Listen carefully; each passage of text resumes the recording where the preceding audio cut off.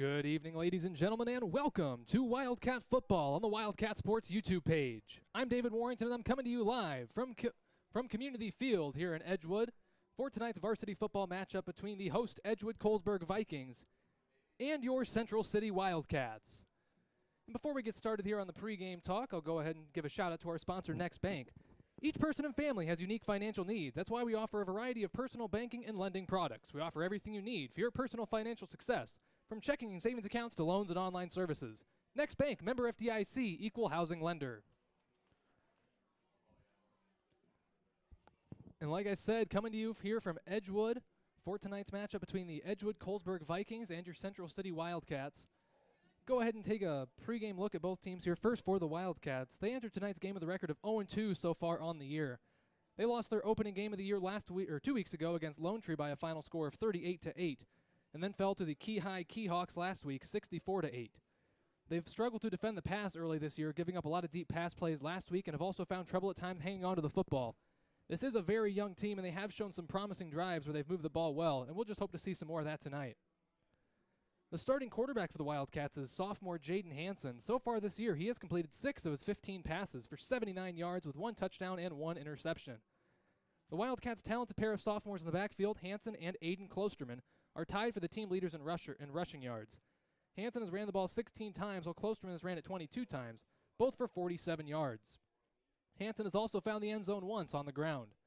Klosterman is also the leading receiver on the team, with 1 reception for 33 yards, as well as the leading tackler with 9.5 so far this year through 2 games. Makai Benton, another sophomore, leads the Wildcats in sacks with 2. And now taking a look at the Edgewood-Colesburg Vikings. They entered tonight's game with a record of 1-1 on the season. They lost their season opener against Turkey Valley 14-0 in a game that was called off after the first quarter due to inclement weather. And then they took down Springville last week 72-28. This is the home opener for the Vikings this year. They are a new face in 8-man this season after previously being an 11-man team. They were moved down to 8-man this past offseason when the Iowa High School Athletic Association rearranged the football classifications. The starting quarterback for the Vikings is Cale Funk. So far this year, Funk has completed 6 of his 17 passes for 98 yards with 2 touchdowns and 1 interception. Funk is also the leading rusher on the team, having ran the ball 13 times for 159 yards and a pair of touchdowns. Ike Jones is also a threat on the ground for the Vikings. On the year, he's ran the ball 12 times for 122 yards and 2 touchdowns. Jones and Jack Wiskus are the main threats in the pass game so far this year. They've both caught 2 passes for 48 and 45 yards respectively, as well as 1 touchdown each. The leading tackler on the team is Connor Putz, who has 10.5 through the opening 2 games. As I mentioned, this is Edco's first year down in the 8-man level, so therefore there is no history between these two teams since the Wildcats moved to 8-man in 2008. This is the first ever 8-man game between these two teams. So there's your pregame spiel there, ladies and gentlemen. Again, I'm David Warrington coming to you live from Community Field in Edgewood, home of the Edgewood-Colesburg Vikings. We've got a Class 8-man District 5 matchup tonight between the host Edgewood-Colesburg Vikings and your Central City Wildcats.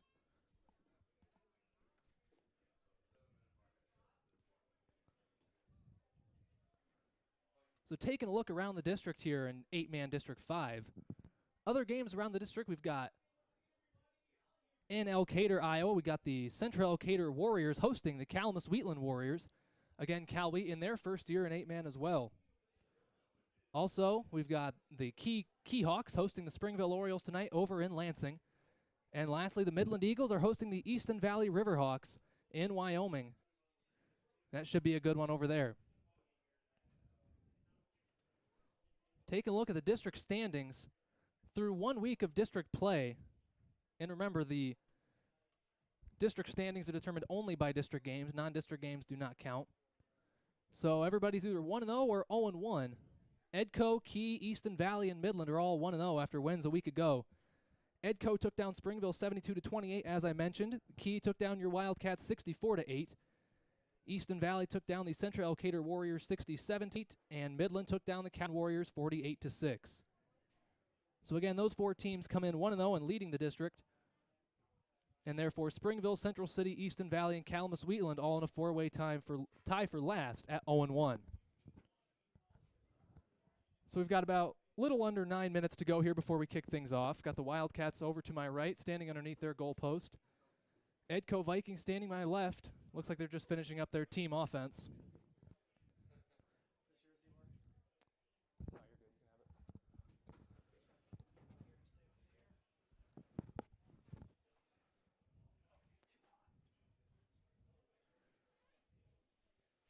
Set the stage for you a little bit here. Wildcats standing underneath their goalpost, like I said, wearing their home white uniforms. Got the black numerals and red trim, as well as their black pants.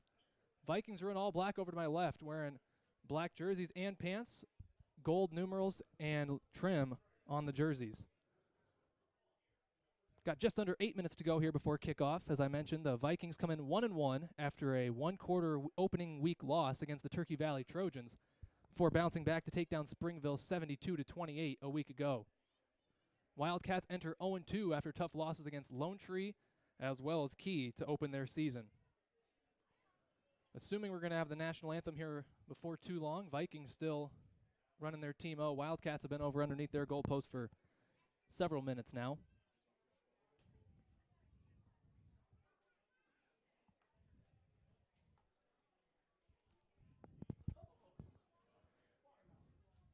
Vikings now running over to their sideline as the Wildcats still stand underneath their goalpost.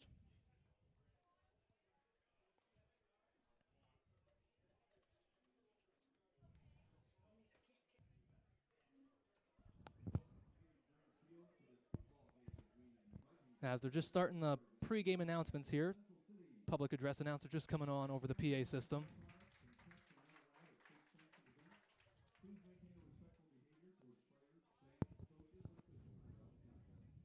It's a beautiful night for football here in Edgewood, probably the best night we've had for football so far. As according to my weather app here, 75 degrees and sunny. Got 4-mile-per-hour wind coming in from the southeast. Just a 10% chance of rain, so nothing to worry about in that regard. It was rainy last week and a bit chilly against Key. It was about 95 degrees 2 weeks ago against Lone Tree, so definitely the nicest night we've had so far.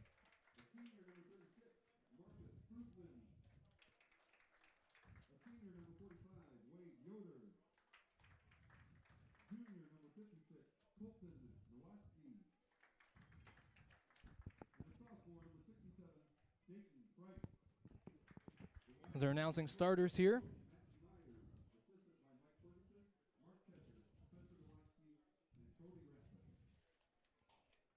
As the Vikings line up to introduce their starting lineup here.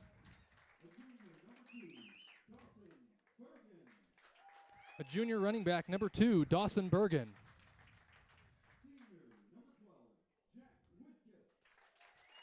Senior quarterback, number 12, Jack Wiskus, although I believe he plays tight end. Senior running back, number 20, Ike Jones. Senior linebacker, number 21, Connor Putz. Senior tight end, number 33, Mason Ashline. Senior guard, number 42, Nathaniel Gall. Senior offensive lineman, number 54, Weston Rowcliffe. And senior offensive tackle, number 88, Landon Billmeyer.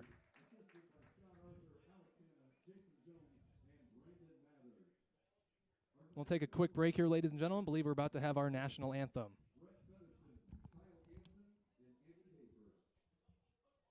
Ladies and gentlemen, please rise and remove your hats for the playing of our national anthem by the Edgewood-Colesburg Band.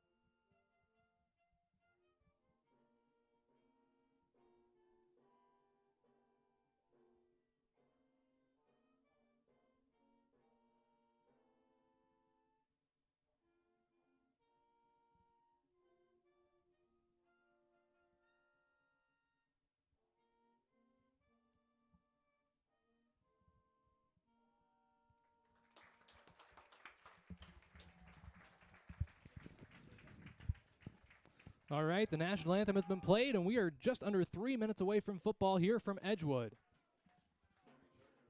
As Vikings already on their sideline, Wildcats about to take their sideline as we get set to go here for some 8-man District 5 football.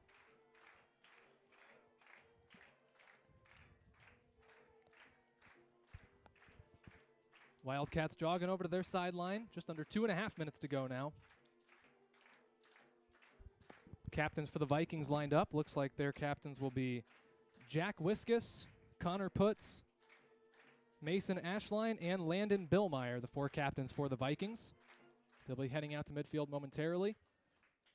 4 senior captains for the Wildcats, Jack Kramer, Tristan Diedeker, Marcus Prusman, and Troy Curtis. As both teams head out towards midfield now. 2 minutes on the clock. We're just about ready for football here tonight.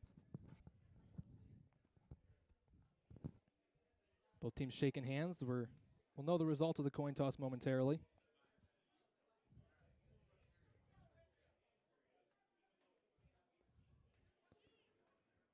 Again, Wildcats enter this game 0-2 so far on the year. Edco 1-1. Wildcats looking to get their first win of the year here against the Vikings.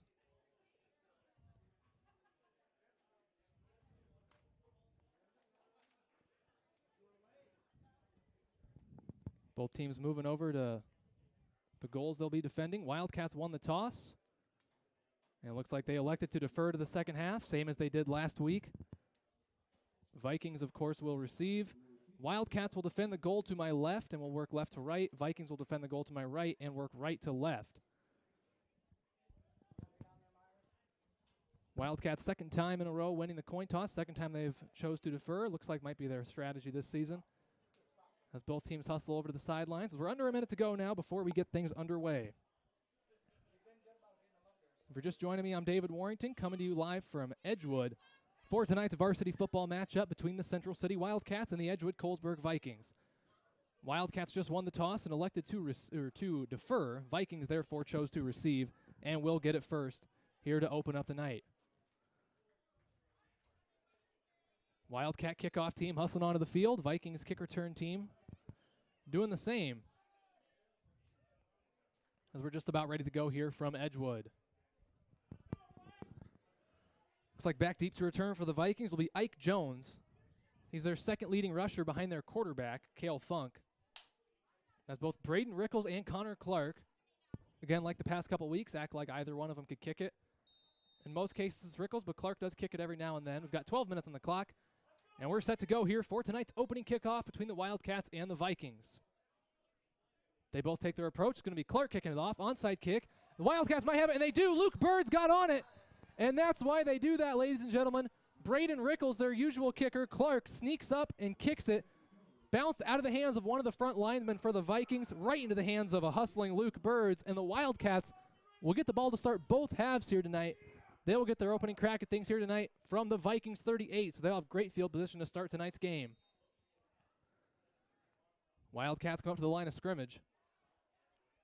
Looks like Closterman and Hanson, the two in the backfield, like has been the past couple of weeks. Snap's going to go to Yoder, direct snap, fighting his way forward. Bounces off one tackler, finally taken down after a bit of a gain. Ball might have come out. Looks like the ball came out, but Braden Rickles was able to get on top of it. So they save possession there. Looks like a gain of 3. That'll bring up second down and 7. Ball spotted at the Vikings' 35-yard line. As the Wildcats come up to the line here, Jack Kramer is going to split out to the right. Again, Hanson and Closterman. Either one of them could take the snap. It's going to go to Closterman. Fakes one way, he's going to go the other. Almost had a hole there, but one of the Vikings defenders wrapped him up and took him down. That was Connor Putz, leading tackler for the Vikings. He's got 10.5, make that 11.5 so far this year. As that'll bring up third and medium here. Ball's going to be spotted at the Vikings' 33-yard line. Just about a minute into this game. Wildcats come up to the line. Third down and 5. Ball spotted at the 33. Kramer tight to the line of scrimmage out to the right. Hanson's going to split out all the way to the right now. Closterman all by himself in the shotgun. Takes a snap. Looks to throw. Gets rid of it. Caught by Kramer. A couple yards shy of the first down. Still fighting and don't think he's going to gain anything on that play. As that's going to bring up about 4th and 5 as no gain on the completion there on third down. Ball spotted at the 33-yard line. 10.5 to go here in the first, as the Wildcats presumably going to go for it here on 4th down and 5 in Viking territory at the 33-yard line. Wildcats come up to the line. 4th down and 5. They need the 28 for a fresh set of downs. Klosterman and Hansen again, the 2. It's going to go to Klosterman. He's going to take off.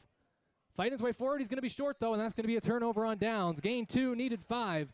And the Vikings will get it from their own 31-yard line for their first crack at things here tonight. So the Wildcats' onside kick to open the game worked perfectly, but couldn't get anything going on their first offensive possession. And now the Vikings will take over 1st and 10, ball spotted at their own 31-yard line. Starting quarterback for the Vikings is Cale Funk, a 5'8 junior. He's in the shotgun with a back to either side of him. Receiver split out to the right as well. Funk takes a snap. He's going to pitch it out to Jones. Jones cuts back. He's got a gain of 5 there. He's still going past midfield. Going to be close to a first down. Not a bad run there by Ike Jones, the senior running back, second leading rusher behind Funk for the Vikings. That's going to be very close to a first down. About half a yard. Ball at the 39 of the Wildcats. They've crossed midfield there. Call it 2nd and inches as they come up to the line of scrimmage. Receiver split out to the left. Again, Funk with a back to either side. 4 down linemen along the line of scrimmage. Takes a snap. He's going to hand off. Looks like that's Jones again. Cuts back up the middle of the field. Nice hit there by Rickles and Benton to bring him down. Didn't gain much, but it was just enough for a first down there on 2nd and short. Going to bring the ball just about a yard there up to the 38-yard line, as they'll have 1st and 10, ball at the Wildcats' 38-yard line. Vikings break their huddle, come up to the line of scrimmage. Again, they got Mason Ashline, senior tight end, split out to the left. 3 receivers split out to the right, tight along the line of scrimmage. Funk all by himself in the shotgun, standing at his own 38. Takes a snap. He's going to roll right, look to throw. Still rolling, gets rid of it. Passes there for Wiskets, but it's going to be incomplete. As not bad coverage there by Rickles, and a good job by the Wildcat defensive line to force Funk all the way against the sideline, just nowhere else for him to go. Had to get rid of it. And that's going to bring up 2nd and 10 after the incompletion on 1st down. Funk, the quarterback, has a tendency to take off and run. He is their leading rusher on the year. Thought he might try to do that this time, but there was just too many Wildcats in front of him to do so. Come back up to the line of scrimmage with the receiver split out right. Funk with a back to his left and right behind him. Takes a snap. He's going to hand it off. That's Jones again. He's got a little bit of room there past the 30. Going to be taken down right about the 29. Going to be about a yard shy of a first down here. It's going to bring up 3rd down and 1. Ball's going to be at the Wildcat 29-yard line.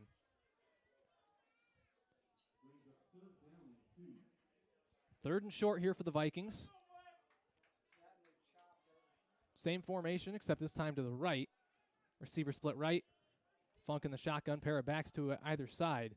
Takes a snap, takes a handoff, gives it over to Bergen. He's got a hole, fights his way forward. Rickles is going to take him down.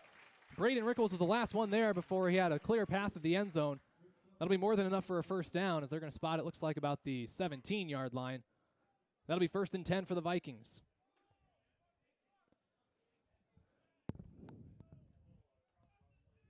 The Vikings come up to the line of scrimmage again. Looks like they're going to go with, look, they haven't used yet. 2 receivers to either side. Funk all by himself in the shotgun. Funk waiting for the snap. Takes a snap. He's going to throw. Benton's right there. He knocks it down. Great job by Mackay Benton. Nobody blocked him. Got right in Funk's face and used his long arms to knock it down.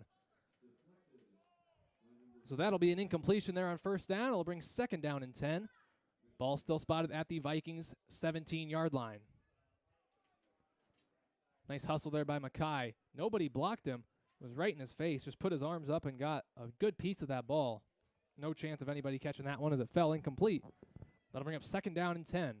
Ball deep inside Wildcat territory at the 17. Got a receiver split right.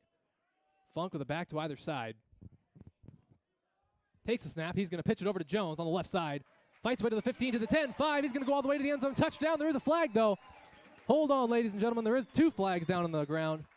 So we'll see if that one comes back. They're pointing towards the Vikings. I think that one might come back. Looked like it might have been a holding call just based on where it was thrown. And that is indeed going to be the call. Holding called against the Vikings. Saves the touchdown, as that'll drive them back and bring up 2nd down and long. So take 6 points off the board. Flag brings the touchdown off the scoreboard, as the ball will be driven back to the 26-yard line, while the Vikings will have 2nd down and long. They come up to the line of scrimmage. Once again, receiver right. Funk with a back to either side. As Funk steps up, takes a snap. He's going to take off himself. A little bit of room there, still going past the 20. He's going to be dragged down inside the 15, as that'll bring up 3rd down and long after the penalty drove him way back. Looks like you got just about a yard short of the original line of scrimmage. You're going to spot that at the 18-yard line. It'll be 3rd down and 11 here with 7.5 to go in the opening quarter of play. We're still scoreless here as the Vikings have 3rd and long inside Wildcat territory, as the Wildcat defense will look to hold strong here and keep the Vikings out of the end zone. Same formation. Receiver split right, a back to either side of Funk in the shotgun. Funk takes a snap. He's going to take off. Met right away, and he's going to be dragged down. That might have been Luke Birds. It was. Luke Birds has had a standout couple of games here early on. He's made some great plays. Makes another one right there, drives him back several yards. It's going to be 4th down and long. Ball all the way back to the 21-yard line. I think he lost 3 there. That'll make it 4th down and 14.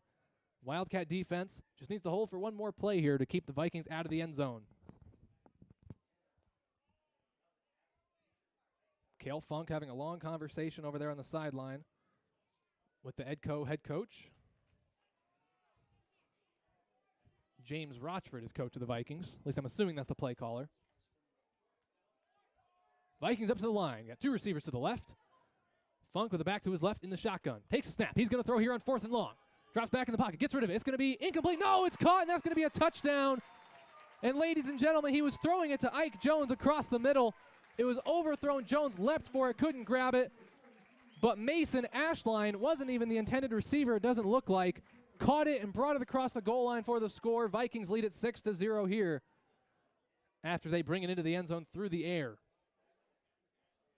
Cale Funk connects with Mason Ashline for the opening score of the night. Vikings lead it 6-0 here as they get set to take their 2-point conversion attempt.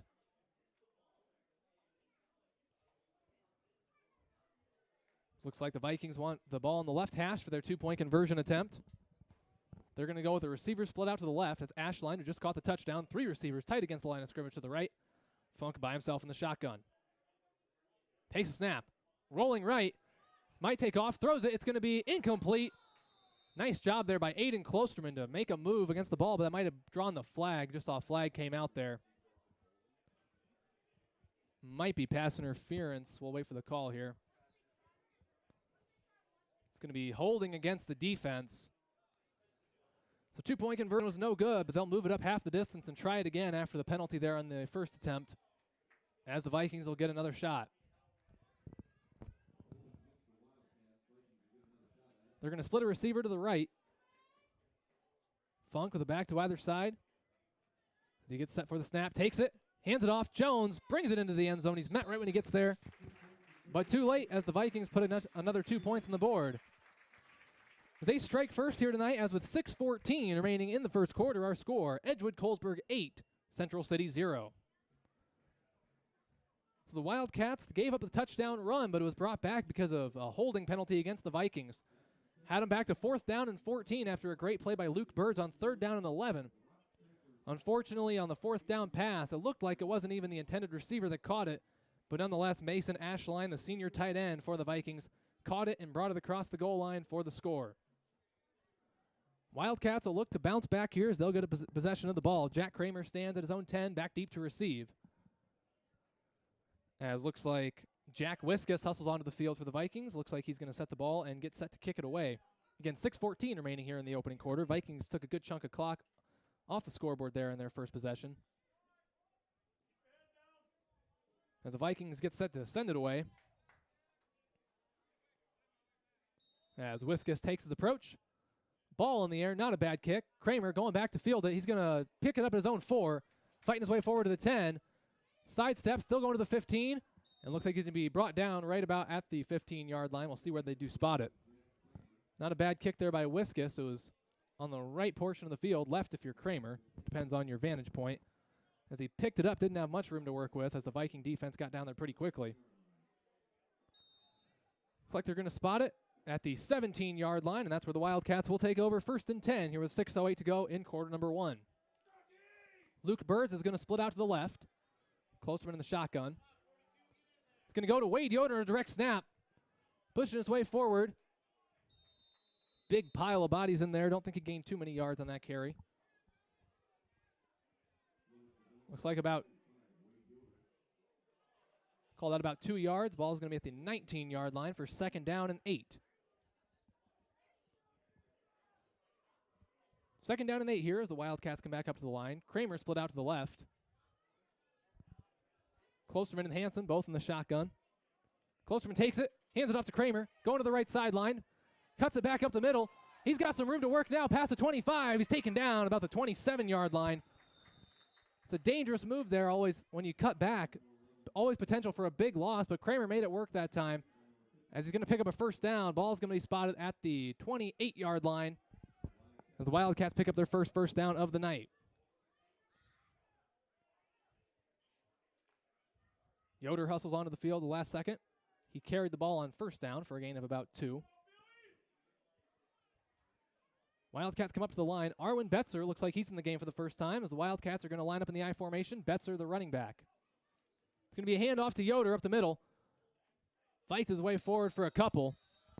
It was just a direct handoff to the fullback, Yoder. Not a bad 1st down gain there. It's like they're going to spot it at about the 33-yard line. It's going to be about 2nd and 5 after a pretty good 1st down run by the fullback, Wade Yoder. I believe that's the first time I've seen the I formation out of the Wildcats so far this year. As they're going to go with it again. Hansen under center. Yoder behind him. Betzer behind him. As Hansen takes the snap, it's going to be pitched out to Betzer on the left side. Cuts it back up the middle. And he's going to be taken down right about the original line of scrimmage for that play.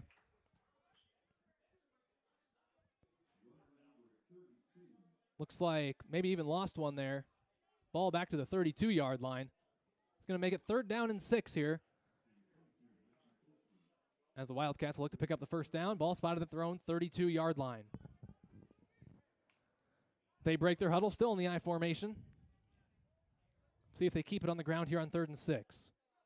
Takes a snap, hand off to Yoder up the middle. Pushing his way forward. He might get close. I think he's going to be a couple yards short, though. Needed the 38. Going to get it to about the 37. Looks like they're going to spot that at the 37-yard line, so Yoder just a yard short there. It's going to be 4th and a long 1. Wildcats appear to be getting set to go for it here on 4th and 1. As they break the huddle, come up to the line of scrimmage. 4th down and 1. Same formation. Wildcats in the I. Hansen with Yoder and Betzer behind him. They get him to jump, and that's going to be a 5-yard penalty and enough for a Wildcat 1st down. As one of the, looks like the nose guard up there for the Vikings, I think that was Landon Billmeyer. Big kid, 6'2", 300, but he jumped there. As that'll bring it across midfield up to the 38, where the Wildcats will have a fresh set of downs. Wildcats out of the I formation now. They've got Kramer split out to the left. Klosterman and Hansen both in the shotgun. Like always, either one of them could take it. It's going to go to Klosterman, fakes the handoff to Kramer. He's going to keep it himself, fighting his way forward. He's going to gain a couple. Not a bad 1st down run there by Aiden Klosterman. As he's going to get a gain of 3 there up to the 35-yard line. That'll bring up 2nd down and 7. 2:45 to go here in the opening quarter in Edgewood. Vikings lead at 8-0 after a 4th and 14 touchdown on their opening possession. Wildcats looking to even things up here as they come up to the line. 2nd down and 7 from the 35 of the Vikings. Snap's going to go to Hansen. He keeps it himself. Not much there. Met by a couple of Vikings. Still fighting forward. He lost the ball, and the Vikings are going to get it. Vikings are going to get it after Hansen tried to fight his way forward for a couple extra yards, but he just lost control of the ball, falls to the ground, and the Vikings get it. They'll take over 1st and 10 from their own 32-yard line as they laid it 8-0 here with 2:24 to go in the 1st. Hansen kept it on a direct snap. Had a decent gain, was met pretty early, but did a good job of fighting forward, but just couldn't hang on there as he was brought to the ground. Got a receiver left as well as to the right. Funk in the shotgun. Takes a snap, he's going to throw. Looking down the sideline, throws on the way. It's going to be incomplete, in and out of the hands of Jones. It looked like Jones beat Klosterman down the right sideline. Not by a ton, but he did have a step. But the pass was just right through his hands almost, it looked like. So what could have potentially been a touchdown there for the Vikings goes harmlessly to the ground. That'll bring up 2nd down and 10. Ball still at the 32-yard line. Pass was the struggle for the Wildcats last week against Key. Gave up a couple of big pass plays. Looked like they might do it there, but they were able to get the incompletion. Same formation now. One receiver left, one to the right. Funk in the shotgun. Takes a snap. He's going to look to throw. Got a clean pocket, gets rid of it. It's going to be nearly intercepted. Braden Rickles almost got to it. Wiskus was the intended receiver. I think he slipped and fell. I don't think there was any contact there. And Rickles, all of a sudden the ball was right there. Almost was able to hang on to it, but just out of his reach. Couldn't quite bring it in against the shoulder pads. Still, it's going to be 3rd down and 10 after the incompletions on both 1st and 2nd down. Ball still spotted at the Vikings' 32-yard line.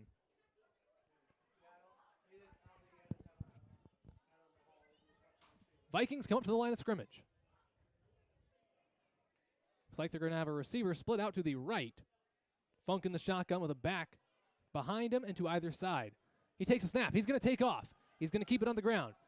He's got a little bit of room. He's got a 1st down and more. Still going down the sideline. He's at the 20. One man to beat. He's going to go all the way for the touchdown. Cale Funk brings it home for the score as the Vikings pull ahead. Took the snap in the shotgun. Was a designed run all the way. Going down the right sideline. Rickles was the last one with a chance. Couldn't quite make the play. Vikings take a 14-0 lead here as they'll get set to attempt a 2-point conversion.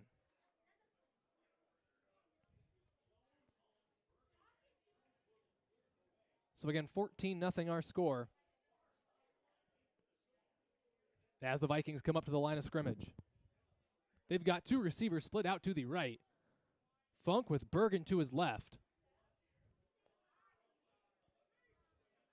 As the Vikings get set for their 2-point conversion. We got a flag on the play, and looks like the play clock went down to 0. So delay of game against the Vikings, that'll back them up 5. And you know, one thing, ladies and gentlemen, I noticed about this field, they've got play clocks on both sides. Never seen that in an 8-man field before, wondering if it potentially is because they were previously 11-man. As the play clock running now. 25-second play clock. It went all the way down to 0 last time as there seemed to be some confusion from the Viking offense. Didn't get the snap off in time as they'll try it again here 5 yards farther back at the 8. 2 receivers to either side. Funk all by himself. 3 down linemen along the line of scrimmage. Haven't used this look much tonight. Funk takes a snap, rolling right, to the left. Mackay is right there. He gets rid of it. It's going to be nearly intercepted, but Wiskus went up and got it. Rickles jumped just a little bit too early, but there is a flag on the play. So this may come back as well. We'll wait for the call here from the official. An additional flag thrown after the play there. Holding against the Vikings. After the play, unsportsmanlike conduct against the Vikings. So we'll see how they rule this.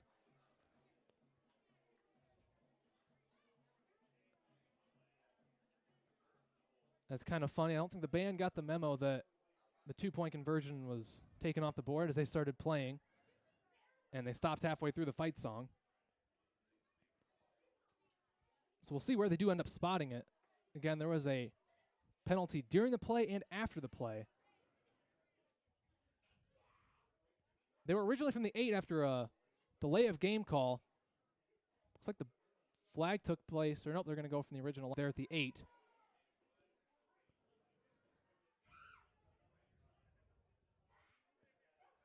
Just seeing if we can figure out where to spot the ball here as the referee has finally started marching the penalty yardage.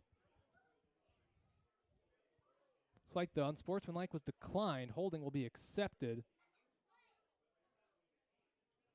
So that'll bring the ball back to about the 14-yard line. And we'll try it again. So now they'll try the 2-point conversion all the way back from the 14-yard line. Receiver to the left, 3 to the right, tight against the line of scrimmage. Funk in the shotgun, takes the snap. He's going to roll right, looking to throw. Gets rid of it. It's going to be caught by Wiskus. After all that, 2-point conversion is good. As the Vikings, on their third try, do get the 2-point conversion successfully. So with 2:03 remaining in the first quarter, our score, Edgewood-Colesburg 16, Central City 0.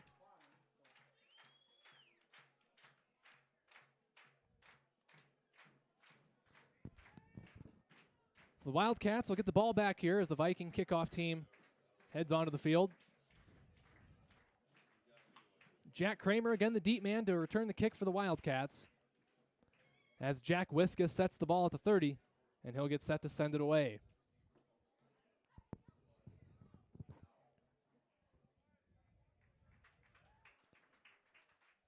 Viking kickoff team breaks their huddle, and they spread across the field.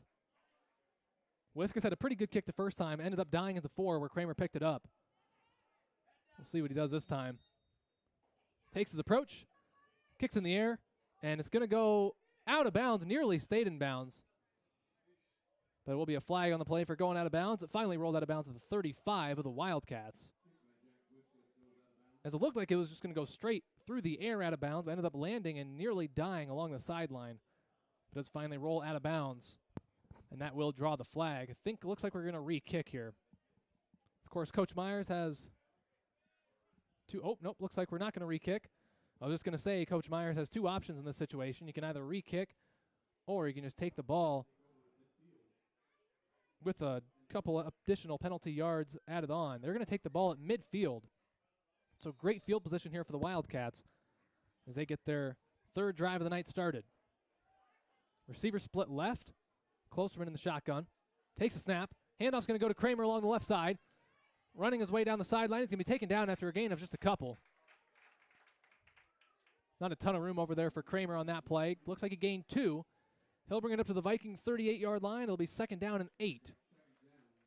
As we near the end of the first quarter here from Edgewood, 1:45 and counting to go.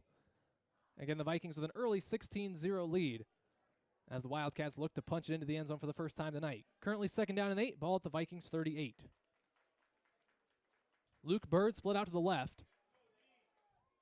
Aiden Klosterman in the shotgun. Takes a snap. He's going to keep it himself. He's got a little bit of room. Still fighting his way past the 30. Still going to the 25. He's taken down after a good run there on 1st down. As that'll move the chains, Aiden Klosterman breaks off a pretty nice run there. He'll bring it up to the 24-yard line where it'll be a fresh set of downs. 1st down and 10. Klosterman's had a couple runs like that this year. His last game of his freshman year last season, he had a real breakout game, scoring 4 touchdowns. He hasn't found the end zone yet this year, but he has had some nice runs, and it's just bound to happen here before too long. Hanson and Klosterman both in the shotgun. Klosterman takes a snap. He's going to take off. Fighting his way forward to the 20. He's going to be met there and taken down after a gain of about 4 on 1st down. As they'll spot it at the 20, it'll be 2nd down and 6. Not a bad 1st down run there by Klosterman to set up 2nd and manageable. Looks like Yoder's going to come out. Kramer will come back in. 30 seconds and counting here in quarter number 1. Jack Kramer split out to the right. Klosterman and Hanson both in the shotgun. Kramer's gonna go to the left. Fake handoff. Klosterman keeps it himself, cuts back inside, and he's met hard there by one of the Viking defenders. Gets a gain of 1. It'll be 3rd down and 5 from the Vikings 19, as that should be the final play of the first quarter.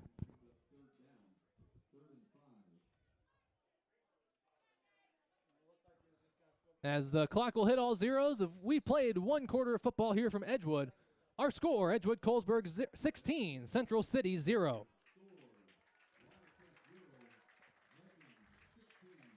So while we've got a timeout here, I'll go ahead and give a shout out to our sponsor, Next Bank.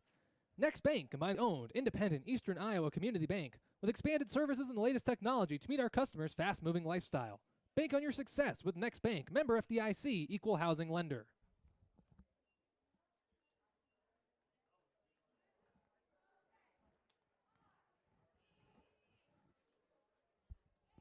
So we've got 1 quarter in the books here from Edgewood. Edco leads at 16-0. As I mentioned in my pregame speech, the Vikings are in their first season in 8-man after moving down this past off-season. Been an 11-man forever as finally down an 8-man this season. 1-1 to start the year, as the Wildcats and Vikings' first meeting as 8-man teams. 12-minute step back on the clock for quarter number 2 as the Wildcats make their way back onto the field. They'll have 3rd down and 5, ball spotted at the 19 when they get there. Viking defense still on a knee over by the 20 on the opposite side of the field. Here to start the second quarter, Wildcats will work right to left, Vikings will work left to right, as the Wildcats will try to punch it into the end zone to my left. Viking defense back out onto the field, getting set to go here for quarter number 2. 3rd down and 5, Wildcats need the 14 for a fresh set of downs. Jack Kramer will split out to the right. Again, Hansen and Klosterman, the 2 in the shotgun. Kramer's going to come in motion to the left. He will fake the handoff. Klosterman keeps it. He's going to fight his way forward. He'll have a first down as he got up to the 13-yard line. Needed the 14. That'll be just enough for a fresh set of downs. Wildcats will have it 1st down and 10. Ball at the 13-yard line. Nice way to open up the second quarter there as the Wildcats pick up a key 1st down on their opening play of quarter number 2. Wildcats up to the line of scrimmage.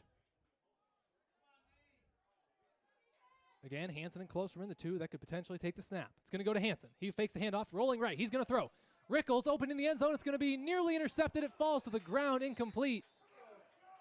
Ike Jones was ranging back to try to break up the pass. He did so, nearly intercepted it, as Rickles was open for a moment before Jones made his move. So the incompletion on 1st down will make it 2nd down and 10. Ball at the 14-yard line, I believe. As nearly an interception there for the Vikings, but just fell to the ground. It'll be 2nd down and 10 as the Wildcats break their huddle and come up to the line of scrimmage. Kramer split out to the right, tight against the line of scrimmage. Hansen and Klosterman still in the backfield. Klosterman takes the direct snap, going to his right, trying to find some room, cuts it back up the middle. He'll gain a few there. It'll bring up 2nd down and looks like about 4 or 5. They're going to spot it inside the 10 at the 9. Call that 3rd down and 6. See if the Wildcats keep it on the ground here and maybe even try to chip away at it on 2 plays. Of course, just 3rd down. Or if they try to go through the air and pick it up all at once.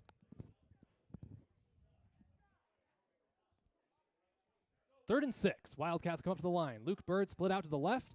Hansen's all by himself in the shotgun. His 3 receivers are split to the right. Looks like Greif comes to the left. Hansen's going to throw, gets rid of it towards Greif in the end zone. It's going to be caught. I think he got his feet down. Waiting for the call.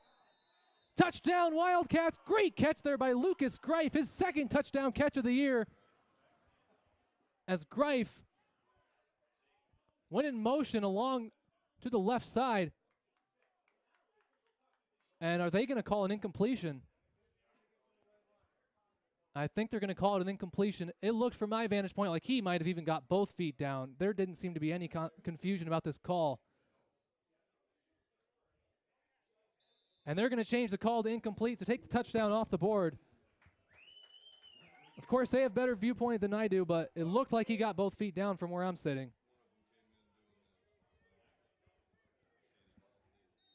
Nonetheless, incomplete, 4th down and 6 after Greif, still got to give him some credit, made a fantastic catch there.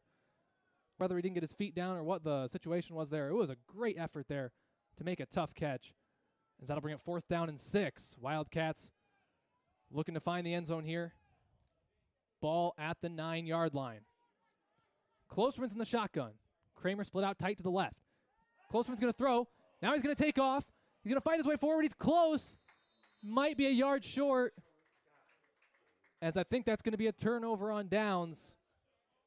And yep, he was a yard short. So take the touchdown off the board on 3rd down, and he's like a half yard short on 2nd down or on 4th down. So the Wildcats looked like they had a score taken off the board. They still trail 16-0 here with 10.5 to go in the second, as the Vikings will take over deep inside their own territory. Vikings come up to the line, 1st and 10 from their own 4. Receivers split out to the left, 1 to the right. Funk in the shotgun. As he takes a snap, he's going to take off on a designed run. He's got a little bit of room. There is a flag on the play as he's going to be still fighting his way forward, taken down past the 15. Based on where the flag was thrown, I'm guessing it's going to be a holding call, and that does seem to be the indication here from the official along the Wildcats sideline. Holding is going to go against the Vikings. There's only so much. They can only be driven back so far at this point. I believe that's just going to be half the distance, unless it's from the spot. Regardless, Vikings deep inside their own territory, even deeper than they already were. As I think that's going to bring them back all the way to their own 2. 1st and 12, just 2 yards away from their own goal line.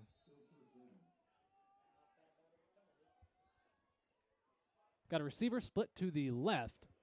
Funk in the shotgun with the back to either side. If it takes a snap, he's going to hand it off. Believe that's Jones. He's taken down after a short gain. For the Vikings, will at least get them a little bit of breathing room away from their goal line. Looks like he got a gain of 4 up to the 6. That'll make it 2nd down and 8. I believe it was Ike Jones with a decent gain there on 1st and 12. 2nd and 8 as the Vikings come up to the line of scrimmage. Ashlines again split out to the right. Funk in the shotgun with a back to either side. I believe that's Jones and Bergen next to him. They get the Wildcat defensive line to jump as they went on the hard count 2 plays in a row. Wildcat defense didn't fall for it the first time, but they did the second time. That'll give them an additional 5 yards. And it'll make it 2nd, and it looks like about 3. They're going to spot the ball at about the 12-yard line. Same formation for the Vikings. Ashline split out to the right. Funk with a back to either side as he stands in the shotgun. Nearly got him to jump again. He takes the snap. He's going to pitch it out to Jones on the right sideline. Cuts it back up the middle. He's going to be met by a couple of Wildcat defenders there. But I think he did just get enough for a 1st down.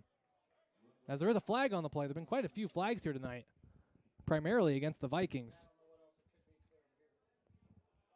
As it was against the Vikings, believe they got him for a hold. Or sounds like illegal use of the hands is the call. Or blocking the back.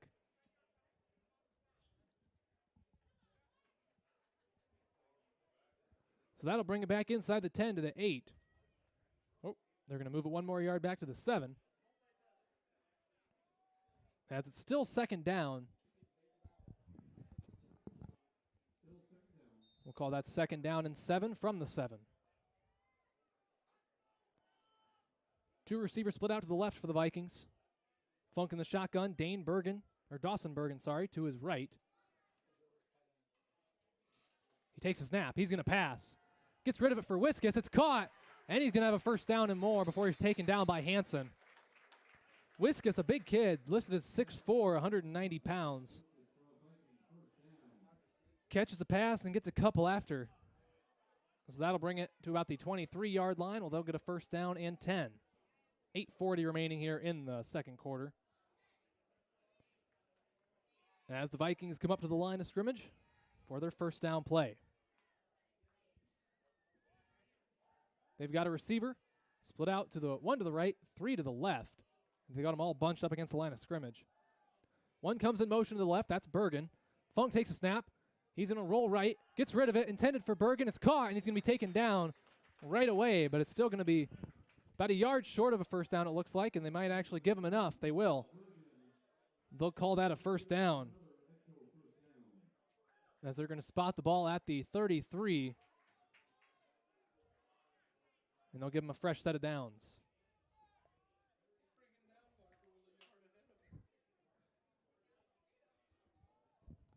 Eight minutes to go here in the 2nd as the Vikings, same formation. 3 receivers split to the left, 1 to the right. As Funk prepares to take the snap, he takes it. He's going to roll to his left, looking to throw. Gets rid of it down the field. Intended for Wiskus. It's going to be incomplete. Laying out for it along the left sideline. Couldn't quite get there. Looks like it was going out of bounds as well. Pretty good coverage there by the Wildcats on that pass play, as the incompletion is going to bring up 2nd down and 10. Ball spotted at the Vikings' 33-yard line.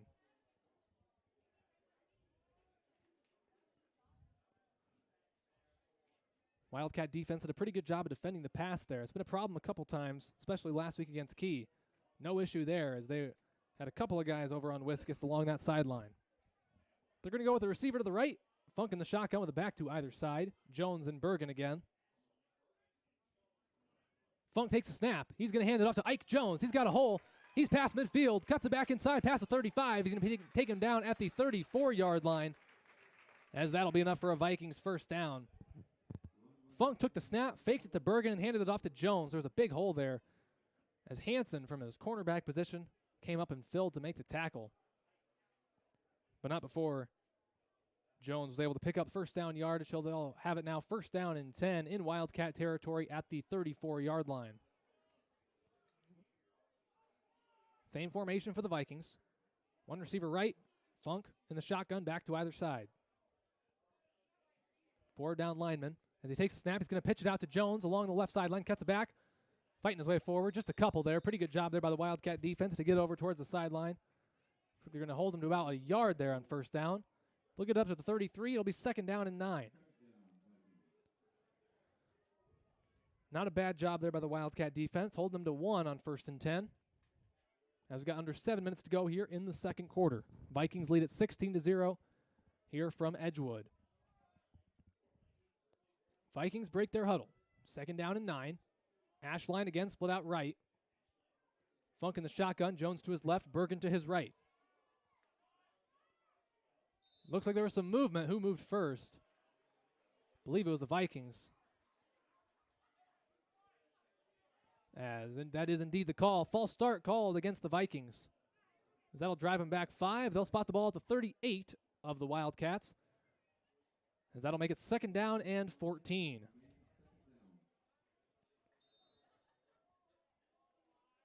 Five-yard penalty there against the Vikings brings up second and 14 from the 38. As they'll still split out Ashline to the right. Funk with the back to either side. Funk takes the snap. He's going to hand it off to Jones. He's got a hole past midfield. They're still going to the 30. Past the 25. Taken down about the 23-yard line.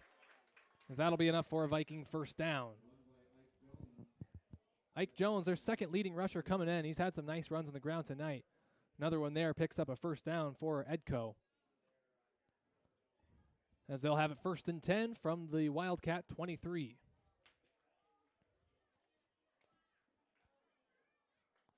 As the Vikings break their huddle, come up to the line of scrimmage. They're going to split out 2 receivers to the left. Jones on the shotgun with Bergen to his right. Funk takes the snap. He's going to fake the handoff. He's going to keep it himself. Taken down there by Hansen. As Hansen just kind of throws him off of him after the play. And that's going to bring a ball, gain of about 6 up to the 17-yard line. Second down and 4 for the Vikings. About 5:20 to go here in the second quarter. Luke Birds is going to sub into the game as Marcus Prusman will sub out.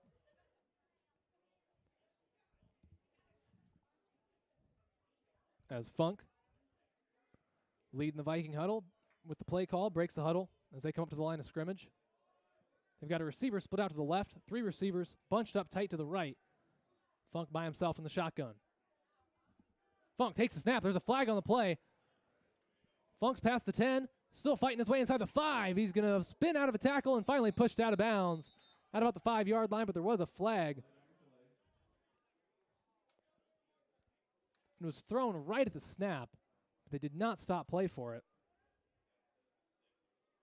It's like it's going to be a false start against the Vikings. Maybe somebody was lined up over the ball because they did not throw a flag, so I think we'll call that a legal procedure as opposed to your typical false start.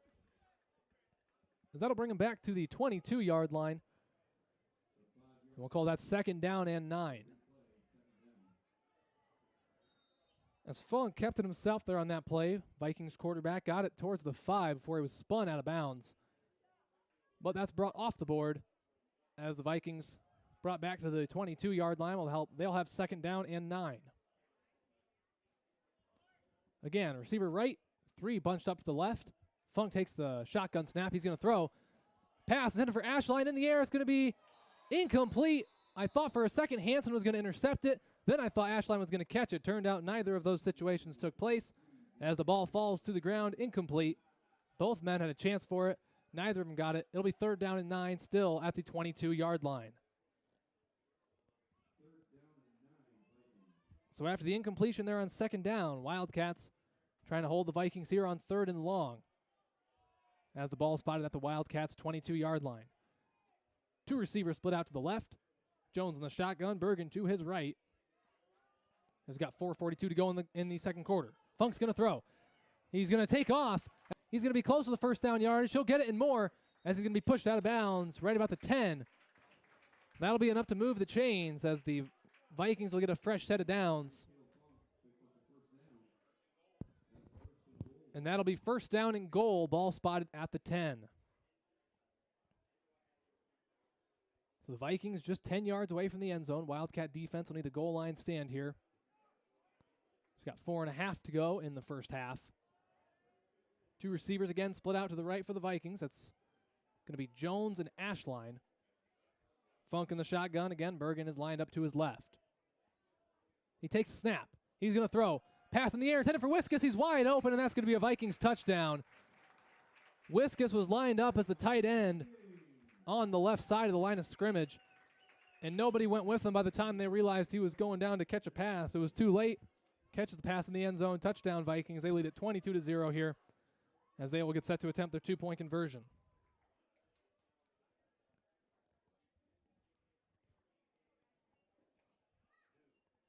Vikings approach the line of scrimmage here for the 2-point conversion. Ball spotted at the 3-yard line. Receiver split out to the right. Funk with the back to either side.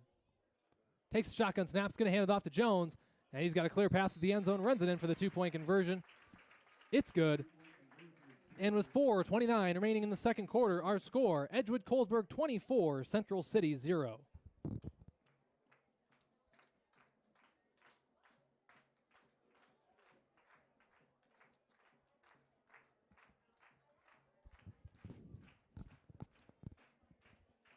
So the Wildcats trail it 24-0 here, 4.5 to go in the second quarter. As the kickoff team hustles their way onto the field for the Wildcats, kick return team, I should say. The Viking kickoff team also huddled out on the field as well. Jack Kramer's going to be back deep to return again for the Wildcats. He's been the return man all year so far this season. As the Vikings break their huddle, spread across the field, Jack Wiskus gets set to send it away after just catching the touchdown pass a moment ago. Wiskus takes his approach. Kicks on the way. It's a pretty good one. Jack going back inside the 10. He's going to field it about the 8. Fighting his way forward to the 15. Still going. Is going to be taken down at about the, I'll call that the 17-yard line. That's where the Wildcats will take over 1st and 10 to start this next possession.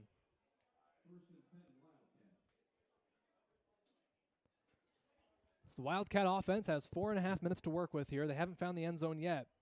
Did come about as close as you can in their last possession. Was ruled a touchdown by one referee. Another one came in and overruled and said it was incomplete.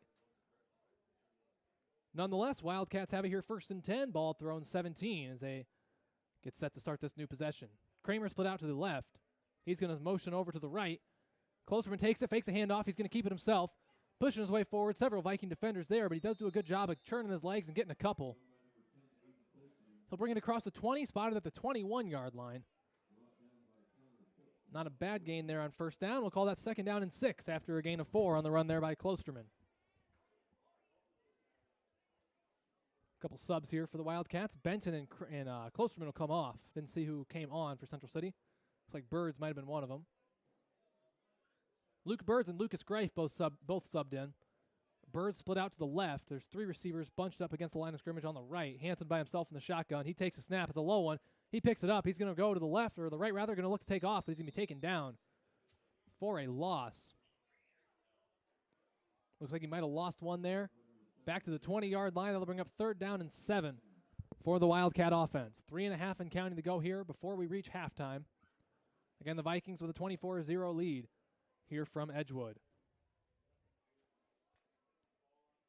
Kramer, Greif, and Hanson all hustling into the huddle for the Wildcats. Hanson, quarterback for the Wildcats, with the play call. Again, ball spotted at the Wildcats' 20-yard line. They need 7 for a fresh set of downs. They're going to split 2 receivers to the left, 1 to the right. Hansen standing at his own 15 all by himself in the shotgun. He takes a snap. He's going to look to throw. He will take off, and he's grabbed up around the face mask. Must have not gotten the face mask itself, but he was definitely grabbed very high up. No flag on the play. It's going to be back towards the 15-yard line as they will have 4th and long. Wildcats are going to have to presumably punt it away here. Colesburg, the Wildcats punter, talking to Coach Myers. I'm assuming we're going to see a punt here. All the way back at their own 15. 2.5 to go before halftime. Jaden Hansen will snap it. Aiden Colesburg will punt it away as he sets up at his own 4. Looks like Ike Jones, the deep man, back to return for the Vikings. Matthew Colesburg's going to go in motion to the right. Colesburg takes a snap, punts away. Not a bad one. It's going to be fielded by Jones. He's knocked down by Hansen. The ball's loose. Who got it? Wait on the call here. As Hansen just absolutely destroyed the Vikings returner there. Haven't made a ruling one way or the other on who has possession. Jones comes up a little sore there as they are going to give the ball to the Vikings. As Jones did not call for a fair catch as far as I know. Dropped the ball when the punt came in and then was just destroyed by Hansen, hustling down from his long snapper position to make a big hit. Nonetheless, Vikings will get it. And they will spot the ball at the 37-yard line of the Vikings. They'll have it first down and 10, 2 minutes and 3 seconds remaining in the second quarter. Both teams have all 3 timeouts remaining, as we haven't seen a timeout here in the first half. Cale Funk brings in the play call to the Vikings huddle. Wildcat defense will look to hold here for 2 minutes and 3 seconds and then just get to halftime. Receivers going to be split out to the left for the Vikings. It's Jones with a back to either, Funk with a back to either side. Takes a snap. Fakes a handoff. He's going to give it to Bergen. He's got a first down and more. Past midfield towards the 30, and they will spot the ball at the 30-yard line, as that'll be enough for a fresh set of downs. Clock stops to move the chains. As when they resume it, it'll say 1:55 and counting here in the second quarter. Dawson Bergen, junior running back for the Vikings, had a nice carry there across midfield all the way to the 30, as it'll be a fresh set of downs for the Vikings. Looks like Aaron Closer, senior for the Vikings, came in. I haven't seen him yet tonight, so he's freshly into the ball game. As they come up to the line of scrimmage, they're going to have a receiver split out right. Funk in the shotgun with a back to either side. One of them is Closer, the new player into the game. Takes the snap. He's going to take off. Past the 30, past the 25. He'll be taken down shy of the 20. Looks like they're going to spot it at the 23-yard line. That's going to bring up second down and about 3. Ball spotted at the 23, just over a minute and counting.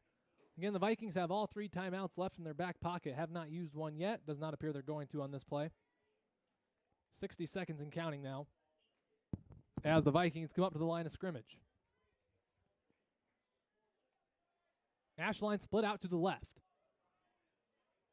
Funk in the shotgun, takes a snap. He's going to hand it off.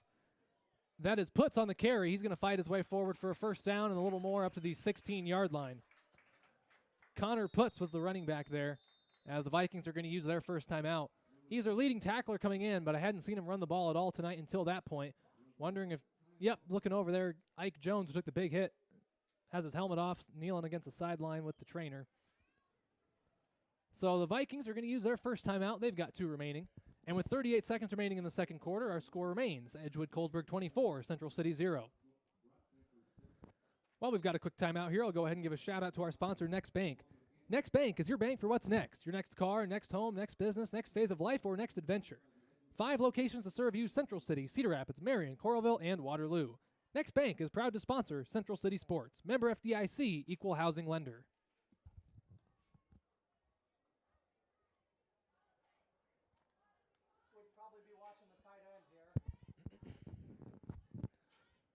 The Wildcat defense back out onto the field here as the ball is spotted at the 16-yard line of the Wildcats. 38 seconds remaining in the second quarter. as the Viking offense comes back onto the field.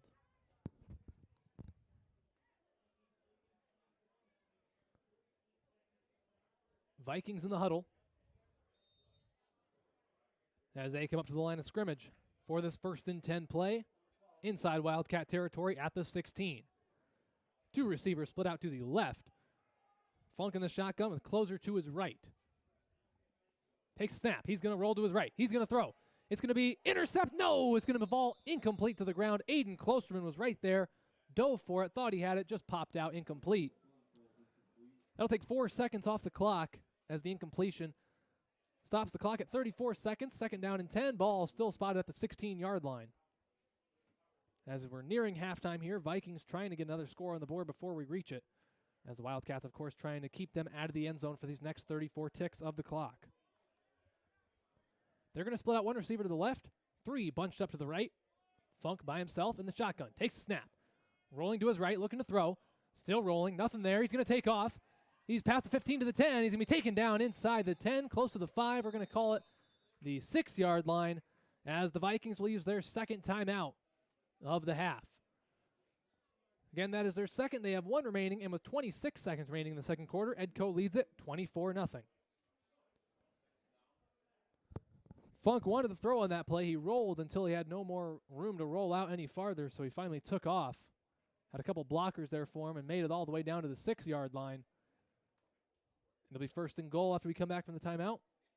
Again, ball at the 6. So both teams over by their sidelines. Coach is talking to both their squads here as the Vikings use their 2nd timeout. Again, 1 remaining here in the 2nd half for the Vikings. Wildcats, of course, no reason to use 1 at this point. They want to see the clock run down as much as possible, but they do have 3 in their back pocket if the situation were to change. 1st and goal from the 6. Wildcat defense back out there as the Viking offense huddles up. They break their huddle. They're going to split Whiskus out to the left. Haven't seen him split out as a sole receiver too much tonight. They're going to also have Ashline to the right. Funk in the shotgun. Got a couple backs in front of him and to the side. Funk takes a snap. He's rolling to his left. He throws. It's going to be caught. There's a flag on the play, and he's going to be just shy of the end zone. Dawson Bergen was the receiver, but like I said, we got a flag on the play, so it might come back.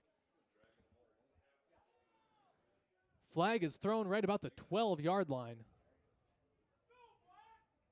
See if we got a holding call, and that is indeed the call, holding against the Vikings. They've had quite a few of those tonight. As another one there is going to take a nice gain on 1st and goal off the board.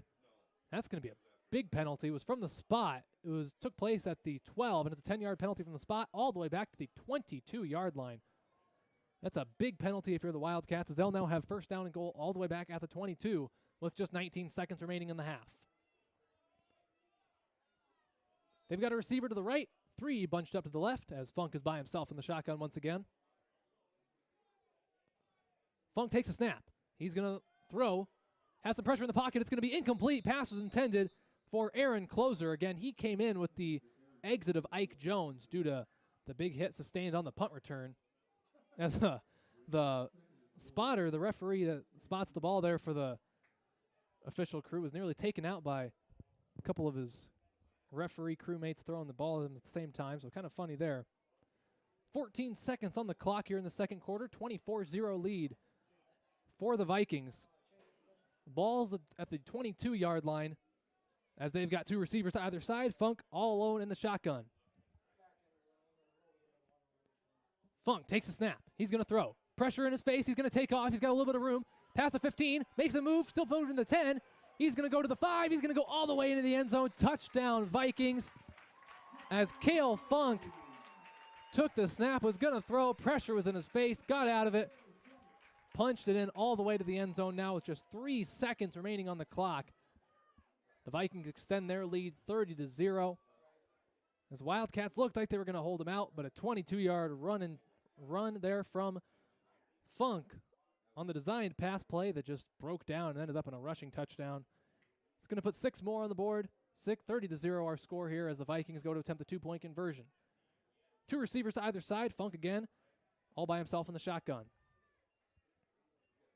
Funk takes the snap. He's going to throw. Pass is caught, and that's going to be a 2-point conversion as they found Mason Ashline, the senior tight end for the Vikings. He caught it there for the score. And with just 3 seconds remaining in the second quarter, our score, Edgewood-Colesburg 32, Central City 0.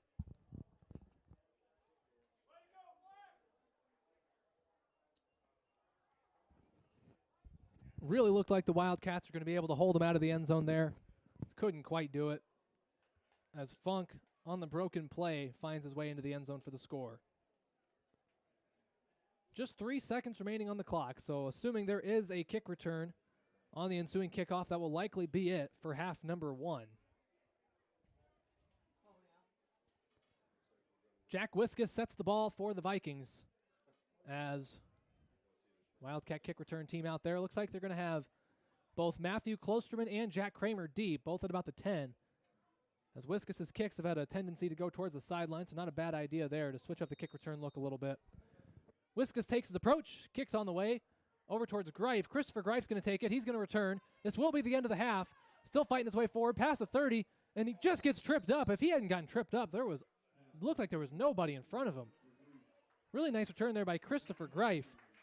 Certainly not your typical kick returner, but he's in one of those second-level blocking positions. Nice job of returning it there by Greif. He's done a nice job of that all year, and he does so again there. That is the end of the first half, ladies and gentlemen, through 24 minutes of football here from Community Dreams Field in Edgewood, home of the Vikings. Our score, Edgewood-Colesburg 32, Central City 0. So 15 minutes on the clock and is counting down here. As again, we are at halftime here. 32-0 our score. Vikings hold the lead.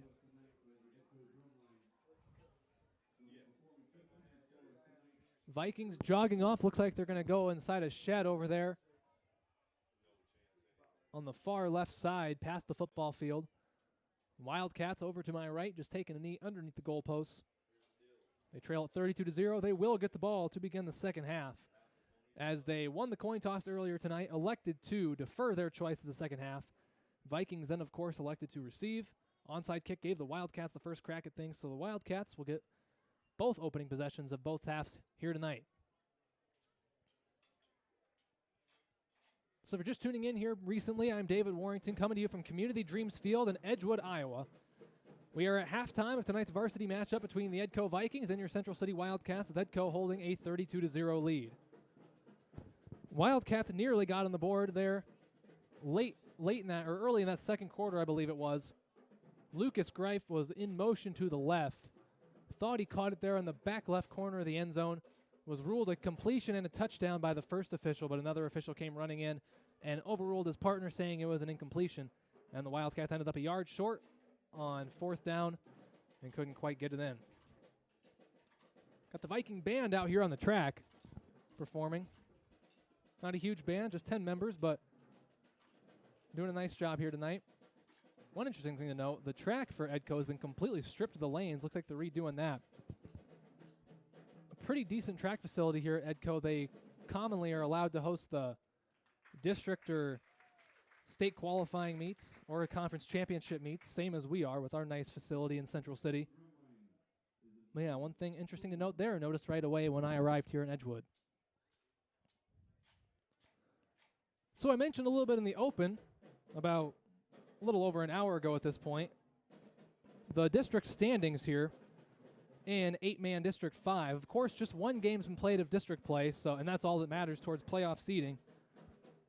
So the Vikings, Keyhawks, Easton Valley Riverhawks, and the Midland Eagles all got wins last week, so they are 1-0 in the district and are tied for first place. On the other hand, the Orioles of Springville, the Central Elkader Warriors, the Warriors of Calamus-Wheatland, and your Central City Wildcats 0-1. They're in a tie for second place, therefore by default last place. Around the district tonight, we've got 4 games, of course, 8 teams in the district. So 4 games taking place. See if I can get my thing to load up here.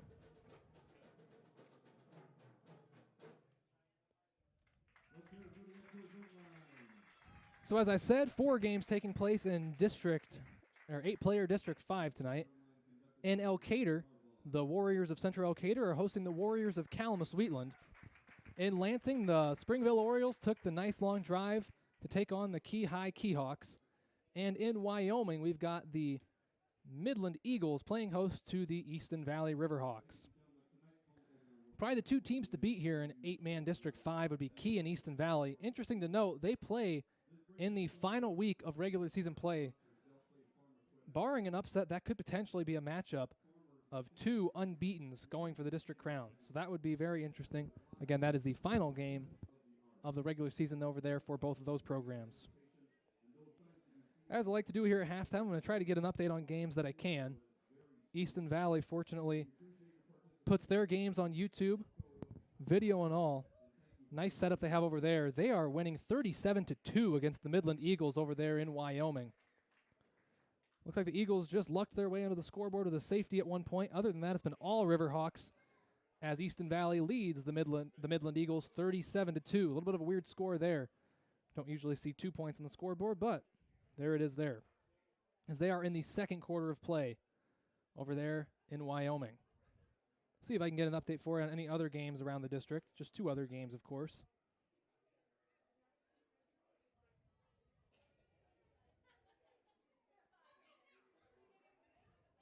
As Springville is hosting Key. Or excuse me, Key is hosting Springville, other way around there. It's like no updates from that one. They'll take a look on the Calamus-Wheatland game as well.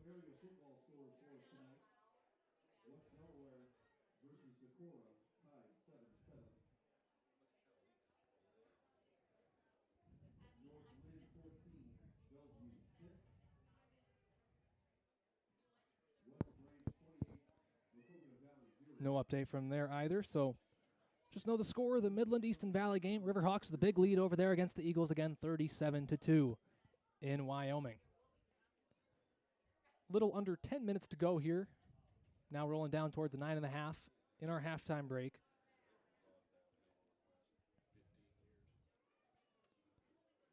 As let's go ahead and take a peek towards the future a little bit, taking a look at what the Wildcats have coming up. So, of course, tonight they're here in Edgewood against the Vikings. Next week, they will be back at home taking on the Midland Eagles, which should be a very interesting game. Midland looks strong in their opening series against Lone Tree. That's our one mutual opponent so far. They took their first carry of the game, went all the way to the end zone for a touchdown, 54 yards, something along those lines. And then they were held scoreless the rest of the night, losing that one 22-8. Our score against Lone Tree at the half was 22-0 before we ended up losing it 38-8. This should be a good game there next week in Central City against the Midland Eagles. And then we will go to Preston. They use both buildings, but the football field is in Preston. The Easton Valley Riverhawks will be host to your Wildcats. Looks like that'll be Easton Valley's homecoming game. They got a good team over there in Preston. Be a big challenge for the Wildcats. That is coming up in 2 weeks on September 24th. Then on October 1st, probably the biggest game of the year for the Wildcats, they will come home to host the Springville Orioles. That is for the Tractor Bowl. That is homecoming. About as big a night as you can get, as that should be a really good one coming up here in a couple of weeks on October 1st in Central City. Then on October 8th, Friday, October 8th, the Wildcats will host Calamus-Wheatland, our first ever matchup as far as I know against the Warriors, as they're brand new to the not only 8-man but just football in general. The player sharing agreement they had, I want to say Central DeWitt, don't quote me on that though, is over, as they would have gotten moved up a class had they decided to do that. Of course, they didn't want to do that, so they told Cal Wheat that they would have to either make their own football team or just not allow their kids to play football. Of course, nobody wants that. So they do have their program over there, and we will be hosting them October 8th in Central City for our senior night. And then final game of the year will be Friday, October 15th. The Wildcats will travel to Elkader to take on the Warriors of Central Elkader High School. And that should be another good game as well. Of course, their senior night, regular season finale, as that will be the regular season finale for all teams around 8 player. And that should be a good game there in Elkader. And don't forget, ladies and gentlemen, I will be bringing you all of those games live right here on the Wildcat Sports YouTube page. Home and away games, I'll be there for all of them. So if you can't make it out to the game, be sure to tune in right here, Wildcat Sports on YouTube. Going live about 6:45 on game nights every Friday here for the rest of football season.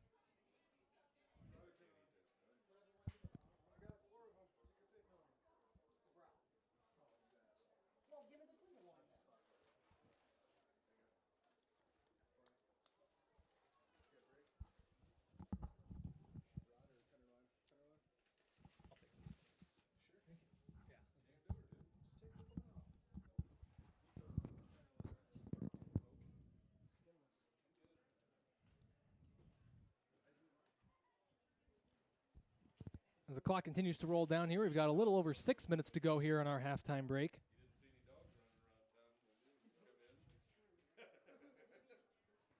This looks like the marching band for the Vikings is going to take the field.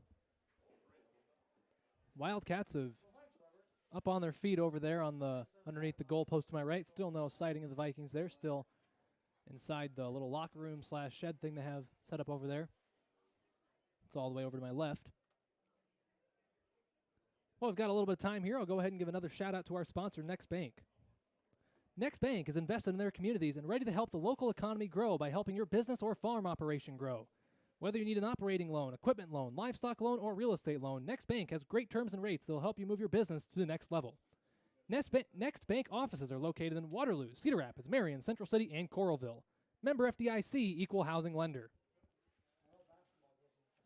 So can't give enough of a shout out here to Next Bank for all they do to help Central City as a whole, and especially this Wildcat Sports broadcast I'm bringing to you right now, and I bring to you every Friday of the football season. So again, huge shout out to Next Bank. Happy to give them shout outs all throughout the evening for all they do for Central City. Just under 5 minutes to go now on the halftime break as switch gears here a little bit. Going to take a look at the volleyball schedule. Wildcat volleyball team is in full swing now. Played quite a few games. They played a lot of tournament games. Looking at the standings and everything, they've played a lot more games than most of their conference opponents. As they are 9-6 so far on the year, as they were all the way over in Clinton last night, taking on the Prince of Peace Irish. They came out 3-0 winners in that one. Pretty solid set wins, too. They won each set 25-16, 25-12, and 25-19, respectively. So really nice job there by the Wildcats to take down the Irish of Prince of Peace and move to 9-6 on the season. Of those 6 losses, I don't think they've lost in the conference yet. Most of their schedule to this point has been non-conference, a lot of them bigger schools. Their losses have come to Waterloo Christian, Beckman Catholic, Jessup, East Buchanan, North Cedar, and Cascade. So only one conference foe in there and a lot of bigger schools as well. So our Wildcats have looked pretty good so far early on in this volleyball season. They'll be back in action this coming up here on the 16th. That'll be Thursday, I believe, September 16th. They will travel to Springville to take on the Orioles. That is set for a 7 o'clock start. Of course, that depends on the JV game ahead of it. And then on the 18th, on Saturday, a week from tomorrow, they will be in Springville again for a tournament. They're scheduled to play Cascade at 8 o'clock in the morning and North Cedar at 8:45. Then moving back to conference play, on the 21st, they will host Alburnett. On the 23rd, they will host Starmont. So a couple of home games coming up next week. Then they will travel to East Buchanan on the 28th. Edgewood-Colesburg will come to town on the 30th. October 5th, they'll travel to Maquoketa Valley. Then senior night for the volleyball girls will be on October 7th, as they will host the Northland Lynx. So a full schedule, full conference set still ahead of the Wildcats as they get set to play the Orioles next. That'll be the 16th, and that will be over in Springville. Not sure if we'll have a broadcast on that one, as Cindy McCarthy's the announcer for the volleyball game, so not sure if she'll be making the trip over to Springville, but definitely keep an eye on the Wildcat Facebook page, as we should be able to bring you updates through there. Again, the next game for the Wildcat volleyball team this coming Thursday, a week from yesterday, the 16th of September, as they will travel to Springville to take on the Orioles. We've got 2 minutes and counting now, although I do believe they will put another 3 minutes on the clock for the stretch period, although they didn't last week, so you never know. Wildcats making their way over to the sideline as I finally see the Vikings have emerged from their locker room. They're standing all in line and getting set to come back onto the field.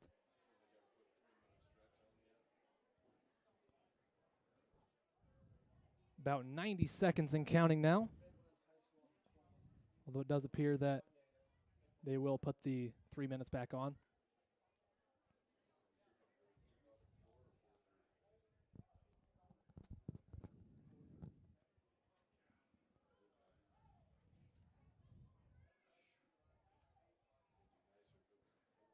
As the Vikings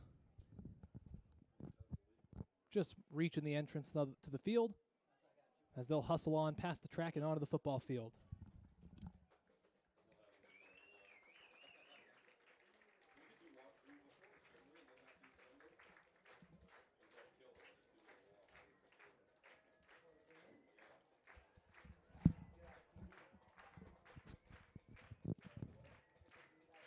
The Vikings now all the way back onto the field as the Wildcats all circled up, getting a team stretch. Vikings all in a line along the length of the field as they get their team stretch in as well. 30 seconds and counting, although, as I said, 3 more minutes will be set on the clock for the stretch period.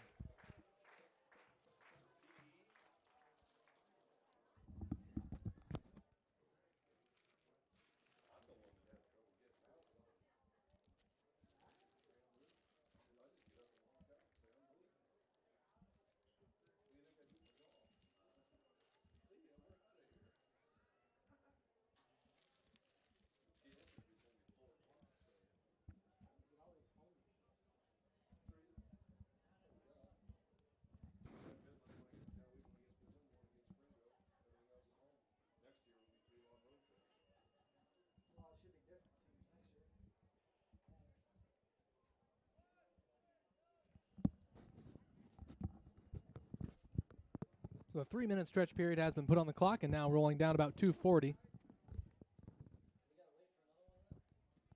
As the ambulance is actually taken off with its lights, I'm wondering, Ike Jones took a big hit earlier in the game. Don't want to speculate anything that I don't know for sure, but haven't seen him back out here yet, so just got to hope he's going to be all right if that is what's going on there. But again, the ambulance, of course, at every high school football game, I think it's a requirement, just given the nature of the sport, have to have an ambulance, and we did until that one just took off. You can still hear the sirens going down the road, so hope everything's okay there.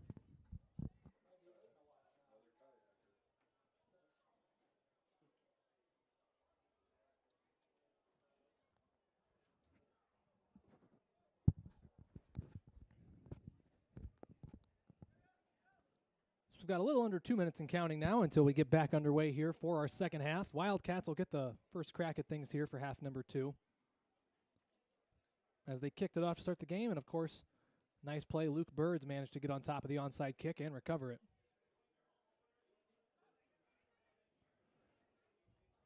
So again, 32-0 our score, 90 seconds and counting until we get things back underway.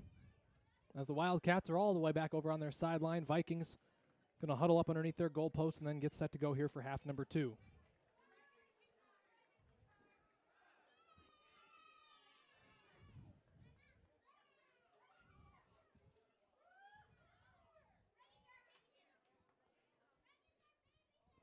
The Vikings now hustling over to their sideline as we've got a minute and counting before we get things back underway for the second half.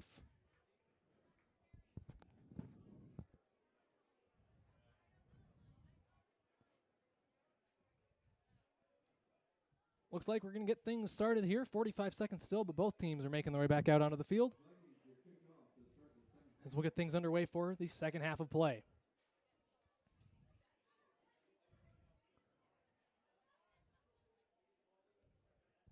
Looks like it's going to be Jack Kramer, and I think that's Aiden Klosterman. Haven't seen him on a kick return yet this year, but he's out there to return this one. Both standing about the 12. Kramer to the left, Klosterman to the right. As Jack Wiskus sets the ball, we've got 12 minutes on the clock, and we are set to go here for half number 2. Viking kickoff team spreads across the field as we are set to go. Wiskus takes his approach. Ball is in the air. It's a short, wobbly kick, and it's going to go out of bounds right at the 30. So Wiskus has had a couple of good kicks and a couple of ones that looked more like that, as that one's going to go out of bounds at the 30. So we'll see if it doesn't look like they're going to re-kick. Wildcats are just going to take it with an additional 5 yards tacked on. And that's going to bring it up to the 35-yard line. Wildcats will get things started here in the second half. 1st and 10, ball spotted at their own 35. Wildcats break the huddle. We're going to have Hansen and Klosterman both ready to take the snap. As snap's going to go to Klosterman. He's going to cut it back up the middle, running his way forward. Not a bad run there. As he's going to gain, looks like about 3 yards in the carry there for Klosterman. Going to bring the ball up to the 38-yard line, gain of 3, 2nd down and 7. As the Wildcats close in on midfield. Klosterman took the direct snap, hesitated for just a second, and then exploded forward. Only managed to get a couple of yards, but not a bad run there on 1st down. 2nd down and 7 here as the Wildcats still on the same formation. Hansen and Klosterman both ready to take the snap. It's going to be a direct snap to Wade Yoder. Fighting his way forward. He'll get a decent gain there. Still fighting. I thought he was down, but he was still just bringing those legs forward. Good job there by Wade to keep moving his legs. It's going to be 3rd down and about 3 as the ball is spotted across midfield at the 38-yard line of the Vikings. 3rd quarter is a minute old here as we've got 11 minutes to go here in quarter number 3. As the Wildcats face 3rd down and 3 from the Vikings 38. They need the 35 for a fresh set of downs. Hansen and Klosterman again in the shotgun. It's going to go to Klosterman. He's going to take off. Going to the right. He looks like he may have it. He's going to be just a yard short, but there is a flag. There is a flag on the play, and that looked to be on the tackle, so I would assume something like a face mask or something of that nature.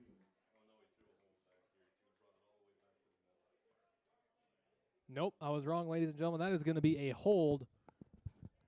And that'll drive the Wildcats back quite a long ways. It looks like the Vikings are going to accept the penalty.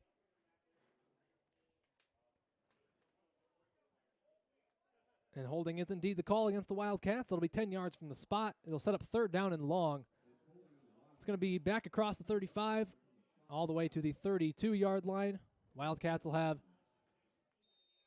call that 3rd down and 13. They need the opposite 35 for a 1st down. They had 4th and 1 there as Klosterman was just about a yard short. But the holding penalty will negate that, bring it all the way back. 3rd down and 13 from their own 32. 10 seconds on the play clock as the Wildcats are going to need to use a timeout. Didn't use any in the first half. That is their first of the 2nd half. With 10:24 remaining in the 3rd quarter, our score remains Edgewood-Colesburg 32, Central City 0. Nice thing about having the play clock right there for everybody to see. Instead of having to just kind of have a count in your head and relying on the official to give you a warning at 10 or 5 seconds, you can just keep an eye on it yourself. And, of course, the Wildcats were at 10 seconds there on the play clock and still hadn't broken the huddle, so wise move there. Call the timeout and regroup here before we have 3rd down and 13. See if the Wildcats try to break a big run here or if they do to go with the pass play on 3rd and long. Again, the ball is at the Wildcats' 32-yard line. They need the Vikings' 35 for a 1st down. Here with 10.5 minutes to go in the 3rd quarter. Kramer is split out left, tight against the line of scrimmage. Klosterman's going to now move over to the left. He's up against the sideline. Hansen by himself in the shotgun. Somebody moved. I think it was Nowatzki there at his right guard position. That is indeed the call. That'll bring him back another 5. So false start to call against the Wildcats. As that'll bring it back to the 27-yard line. That'll make it 3rd down and 18 after the 5-yard penalty. Wildcats have it from their own 27-yard line. 3rd and long has turned into 3rd and even longer here. As they're going to go with the same thing. Kramer tight against the line of scrimmage on the left. Klosterman's going to split all the way out to the sideline. We've got a flag. And, oh, man, they're going to get the Wildcats for another penalty. Illegal procedure, I believe, is going to be the call. Unless it was a false start. I didn't see any movement, but might have been there. Regardless, that's going to make it 3rd down and 23. Ball all the way back to the 22-yard line. As what would have been 4th down and 1 has turned into 3rd and 23 after 3 penalties in a row.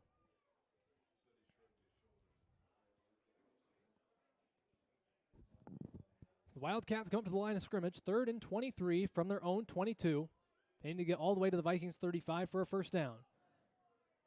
Same thing as before. Kramer split out tight against the left side and Klosterman all the way to the left sideline. Hansen in the shotgun, takes a snap at the low and he handles it. He's going to throw, gets rid of it, pass in the air. It's going to be incomplete. Kramer was reaching out for it, but couldn't get it. Had about half a step on Bergen there, but couldn't quite get it to him. It's going to be incomplete, and it looks like the Wildcat So we're going to bring out their punt team, I believe. As Klosterman gets back to send this punt away. We'll see who the Vikings send back. Again, Jones, who was the punt returner last time, took a big hit. Still not seeing him, so wonder if it was indeed him taken in that ambulance. Klosterman is going to get set to punt it away. Dawson Bergen's going to be back deep. Good snap. Punts away. Is blocked. The Vikings blocked it. Ball's loose. It's going to be recovered by the Vikings. Wiskus picks it up. And the Vikings will have it in great field positioning deep inside the Wildcats territory, as that was Weston Rowcliffe, senior lineman for the Vikings. 6'2", 190 is how he's listed. He used every bit of his 6'2" frame there to block that one, as it was a good snap. Klosterman was set to send it away, just wasn't in time, as the blocking must have broken down at some point. And the Vikings will take over 1st and 10 from the Wildcats' 18-yard line. Got a receiver split right. Funk in the shotgun with a back to either side of him. Takes a snap. He's going to hand it off. Bergen on the carry. He's inching close to a 1st down and more. He's still fighting his way forward to about the 5-yard line. And they will spot it at the 5. It's going to be 1st and goal for the Vikings.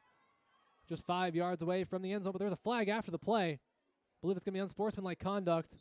And I think it's going to go against the Wildcats. Waiting on the call here. Referee's discussing.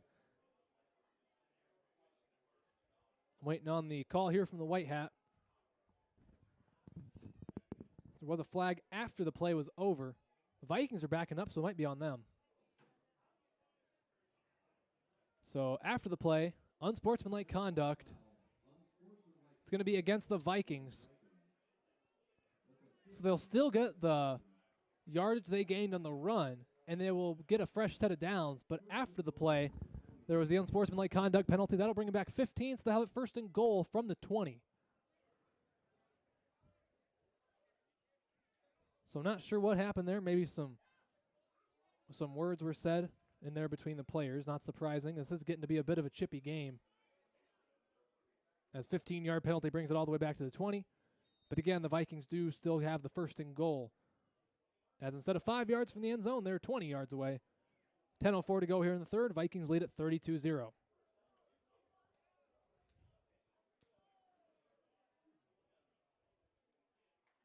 The Vikings come up to the line of scrimmage here. 1st and goal from the 20. They got 2 receivers split out left. Funk in the shotgun with a back to his right. Man comes in motion behind him. He's going to take off. Looks like an option play. He's going to keep it himself. Decides not to pitch it. Nice tackle there by Hanson, but again, pretty good gain there by Cale Funk on the carry. That'll get him close to the 10. I think they're going to spot it at the 12, so gain of 8 on 1st down. It'll be 2nd down and goal. Ball spotted at the 12-yard line here with 9.5 to go in the 3rd quarter.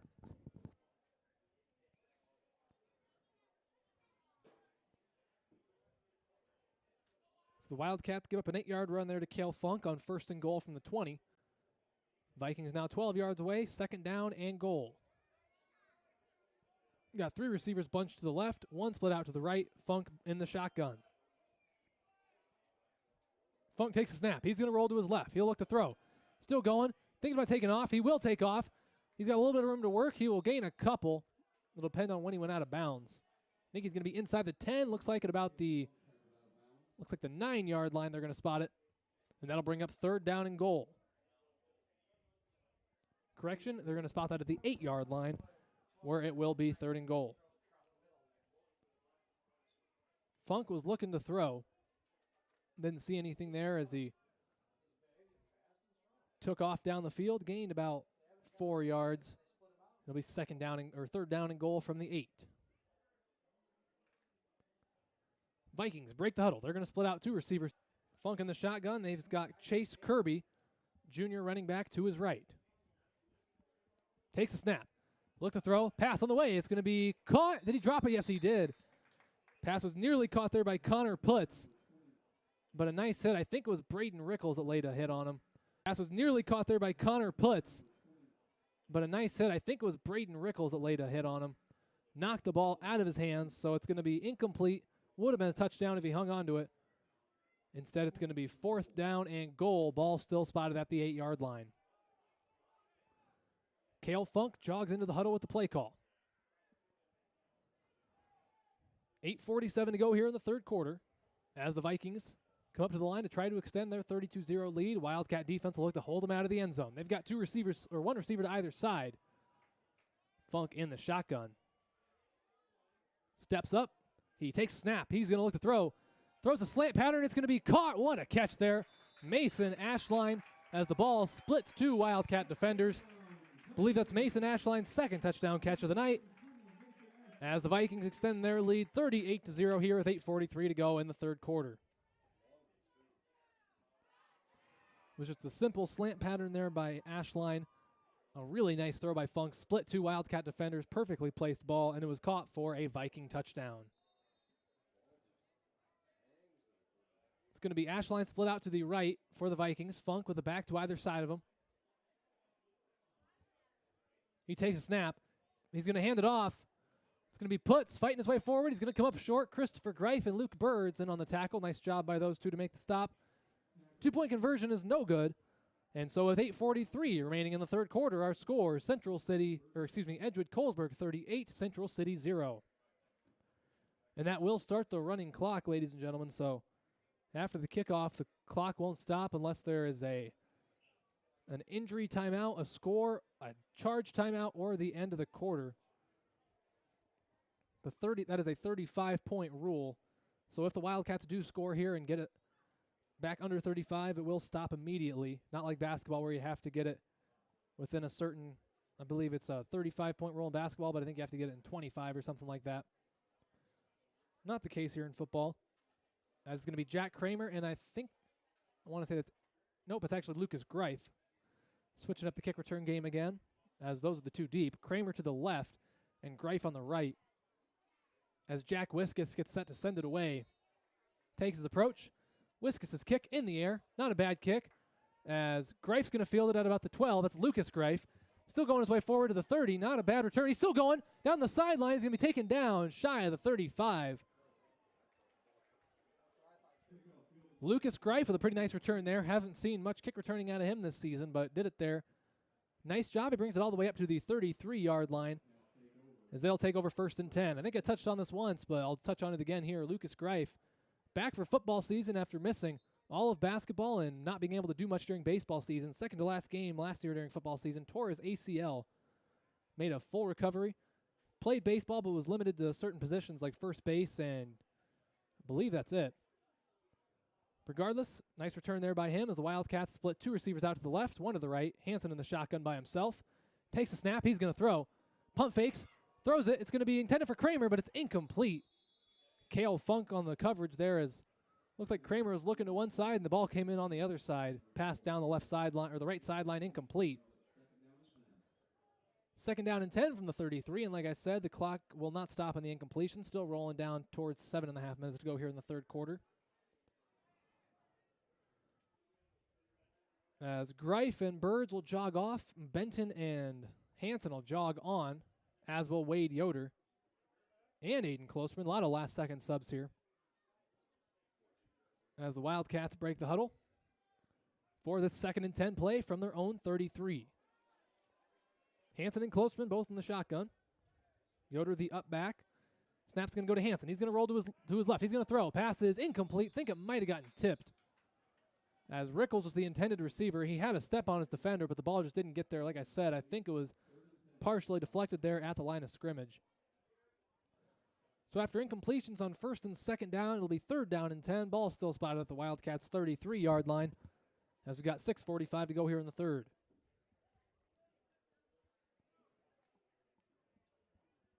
Hansen, Closeman, and Kramer all talking to Coach Myers on the sideline. Now they run onto the field, into the huddle, as they get set here for this 3rd down and 10 play. A couple yards shy of their own 35. Kramer split out to the right. Hansen and Closeman both in the shotgun. Kramer motioning over to the left. He's going to take the handoff. He's going to the 35. He's going to be taken out of bounds shy of midfield as he ends up deep in the Viking sideline. One of the bench players for the Vikings helps him up. Gained about 5 up to the Wildcat 38. That'll bring up 4th down and 5. Nice one-handed catch there by the referee.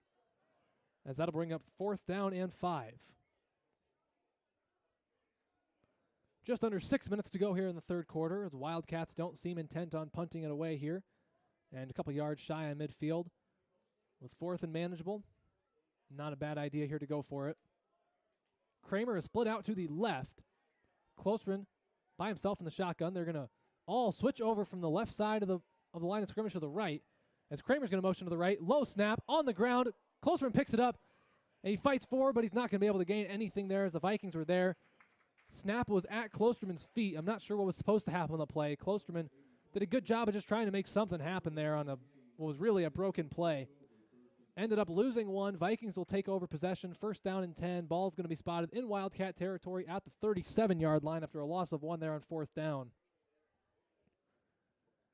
And as the Vikings will take over here with 5 minutes to go in the third. 5 and counting, that is. Vikings break the huddle. They come up to the line of scrimmage here. 1st and 10 from the Wildcat 37. They've got a receiver split out to the left. Funk with a back to either side of him in the shotgun. Vikings haven't gone under center at all tonight. That stays true here. Handoff's going to go to Bergen. He's got some room down the left sideline, past the 30. Still fighting his way past 25, taking it down close to the 20. There's a flag all the way back at the line of scrimmage, however. Believe that will bring the run back, but we'll wait and see. Yes, indeed, that will. Holding called against the Vikings. That's going to be a 10-yard penalty from the spot of the foul. It'll bring up 2nd down and 20, all the way back in Viking territory. So 1st down taken off the board. That's again holding the call here. That should bring up 1st down and 20. Ball's going to be spotted, looks like, at the 34-yard line of the Vikings. So scratch that run off the board. It'll be 1st down and 20. The Vikings got a receiver split right. A back to either side of Funk. Funk takes a snap. He's going to fake a handoff. He will hand off to Bergen. He's got a little bit of room. Benton going to bring him down right at the original line of scrimmage. Might have gained half a yard from where they originally had it before the penalty. It's going to bring up about 2nd down and 9. Ball at the 39-yard line, or excuse me, the 36-yard line of the Wildcats. A little under 4 minutes to go here in the third quarter. So 2nd and 9 after long run was negated by the penalty. Another decent run there. Gets them back to a yard past where they originally had it. So therefore 2nd down and 9. 2 receivers split out to the left. Back to the right of Funk in the shotgun. Looks like that is Putz. Funk's going to throw. Screen pass over to Putz. There's a lot of green grass in front of him. He's past the 30, past the 20. Still going to the 15. Pushed out of bounds by Christopher Greif. As he caught the screen pass with an entourage of blockers and a lot of green grass. Brought it all the way down to the 14-yard line before being pushed out of bounds by Christopher Greif. That'll make it 1st down and 10. Again, ball spotted at the 14-yard line.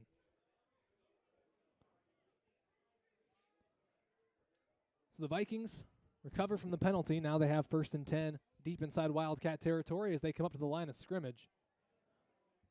Still got a receiver split out to the right. Bergen to the left and Putz to the right. As new quarterback in there, actually, as Bergen's going to take the handoff. Nobody in front of him. He's going to go all the way into the end zone for the Viking touchdown. As Price Rochford, the freshman, was the new quarterback for the Vikings.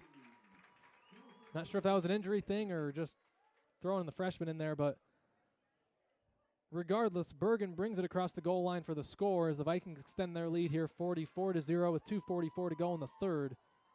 As Price Rochford will once again come into the huddle to lead the team for the 2-point conversion attempt.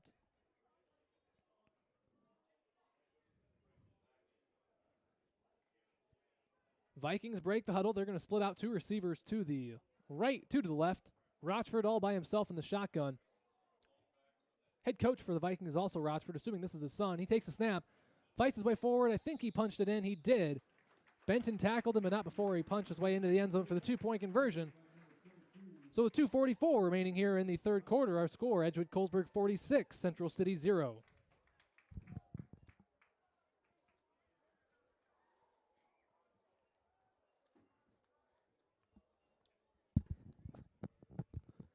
It looks like the Vikings might start to empty their bench here as they're also going to go with a new kicker. I think that is Lance Voss. He's a senior for the Vikings. He will be running out with the tee momentarily to set the ball and kick it away.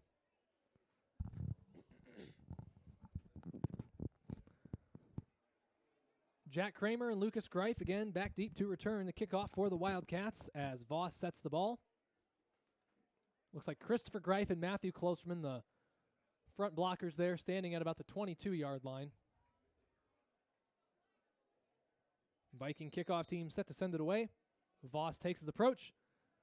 Not a terrible kick there. It's going to be fielded by Matthew Klosterman at the 24. He's fighting his way up towards the 30. Pretty solid return there by Matthew Klosterman. He was met by some Viking defenders pretty quickly. As the ball will be spotted at the 31-yard line, as they will take over first down and 10, 2:25 and counting here in the third quarter.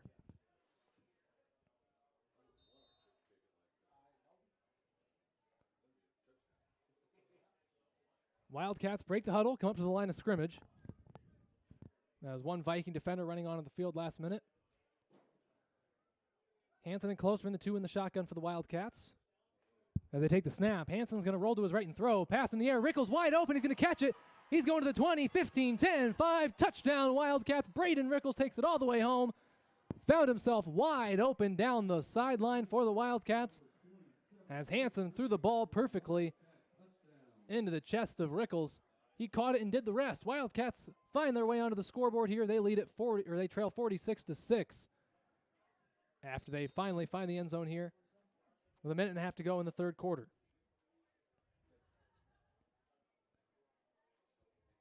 Looks like the Wildcats going to set to attempt a two-point conversion here as they come up to the line of scrimmage.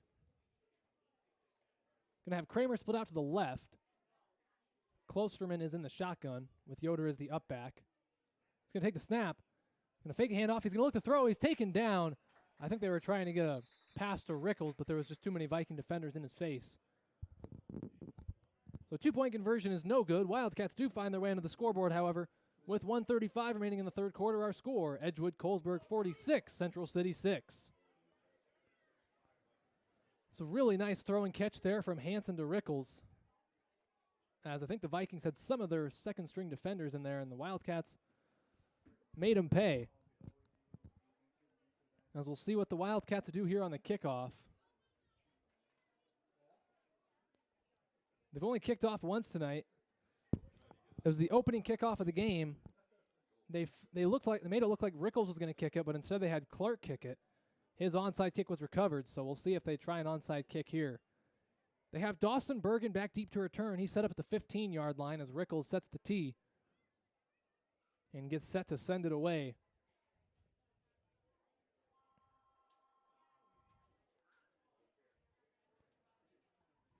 Vikings have 5 returners right up there at the line, right at midfield. Another 2 standing just in front of the 30. Just one man back deep to return. Again, Rickles and Clark both making their way back as if either one of them could kick it. Rickles usually kicks it, but Clark did last time. We'll see what they choose to do here as they both take their approach. It's going to be Clark sending it away. Chopped onside kick. It's still loose. It's going to finally be recovered. Looks like that was Weston Rowcliffe there on the front line for the Vikings that recovered it. It was a little bit longer than you would probably hope for. But not a terrible onside kick there, but was recovered by the Vikings. Looked like it was loose for a second. Wildcats might have had a chance, but couldn't quite get on it. Vikings will take over first and 10 from their own 34-yard line with just over a minute to go here in the third quarter. Price Rochford back out there for the Vikings to lead the huddle. Freshman quarterback getting some playing time here late. Yeah, as the Vikings break the huddle, come up to the line of scrimmage. They're going to have a receiver split out to the right as Rochford to the back to his left and behind him. He takes a snap. He's going to hand it off. That's Bergen fighting his way forward. Met there by Rickles, and looks like Christopher Greif is the other Wildcat. So good job there by the Wildcats to hold the run to just a couple of yards. They'll bring it up to the 37-yard line. Call that second down and 7. Other than Rochford, it looks like it's still a majority of starters out there for the Vikings, so just a new quarterback. I don't think it was an injury thing. I didn't see anybody go down, but Price Rochford is in there playing quarterback for the Vikings, the freshman. Receiver again split out right. Rochford with a back to either side of him here. Potentially last play of the third quarter in all likelihood. Rochford's going to keep the snap himself. running towards the right sideline. Past midfield, fighting his way forward. He's going to be taken down at the 38. That'll be short of the first down by a few yards. As the clock hits all zeros, we've played 3 quarters of football here from Edgewood. Our score, Edgewood-Colesburg 46, Central City 6. So as both teams hustle back over to the sideline, we'll go ahead and take this time to give a shout out to our sponsor, Next Bank. Next Bank represents a new approach to banking in Iowa. Expanded services, more technology, and increased personal attention. If you want to take your banking to the next level, Next Bank is for you. Next Bank is proud to sponsor Central City Sports. Member FDIC, equal housing lender.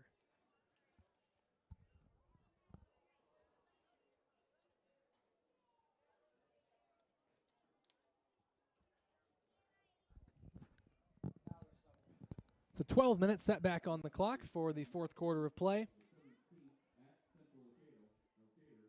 As the final quarter of play will be set to get underway here momentarily.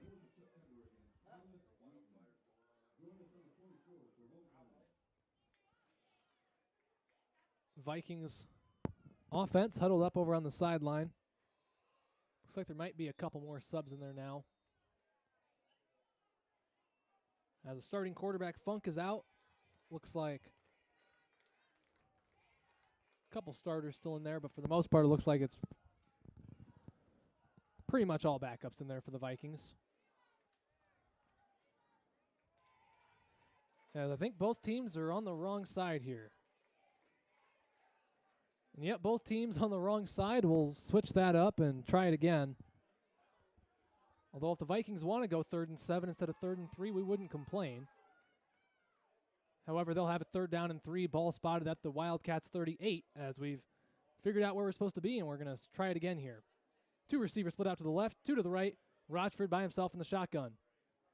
Little confusion on where the Vikings are supposed to line up. They've got it figured out. Rochford's going to throw. Rolling to his left. Birds is right there. He pump fakes. He's going to take off. He'll have a first down as Luke Birds was in hot pursuit. Took him down, but not before he picked up a fresh set of downs. As that'll be enough for a Vikings first down there as Rochford, he wanted to throw, couldn't find anything down the field, and took off. Got just enough for a first down. Ball's going to be spotted at, looks like the 33-yard line of the Wildcats, where the Vikings will have first down in 10. Again, we're in the 4th quarter of play here with 11 and a half minutes to go. And we do have running clock. 46-6 lead for the Vikings as the the Vikings come up to the line of scrimmage. Receiver split out left. Rochford in the shotgun with the back to either side. He takes a snap. He's going to hand it off. Looks like that's closer on the carry for the Vikings. He's going to be taken down after a decent gain there on first down. Brought it across the 30 to the 28-yard line. That'll bring up about 2nd down and 5 for the Vikings.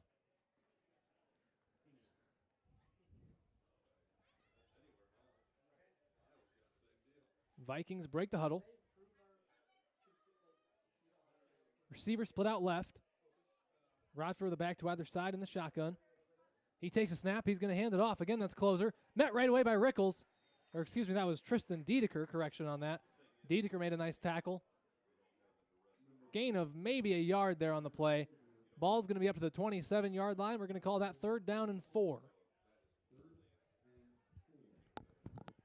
As Aaron Closer, senior, back up for the Vikings here, getting some playing time late in this one. Picks up a decent gain there, or just a gain of 1, but a decent gain on first down is going to make it 3rd down and short, 3rd and 4. Ball spotted at the 27. Receiver split out left. Rochford in the shotgun with the back to either side. He takes a snap. He's going to keep it himself. He will be close to the first down. I think he's going to get it. I think he got exactly what he needed up to the 23-yard line. As chain gang hasn't moved, but yep, now they will move down, and that's going to be enough for a first down for the for the Vikings. As the clock continues to roll down here, 9:40 and counting. Ball is going to be spotted at the 23-yard line. Inside Wildcat territory, they'll have it 1st and 10 as Rochford runs from the sideline to bring in the play call to the Viking huddle.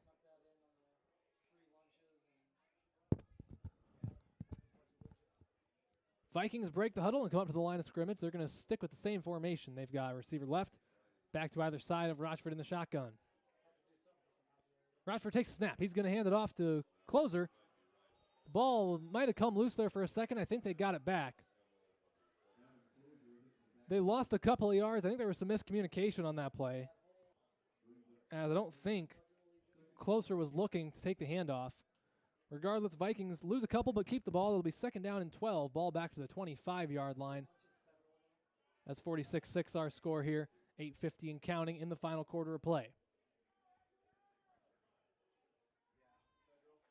2nd down and 12. Vikings come up to the line. Same formation, receiver to the left. Rochford with a couple of backs next to him.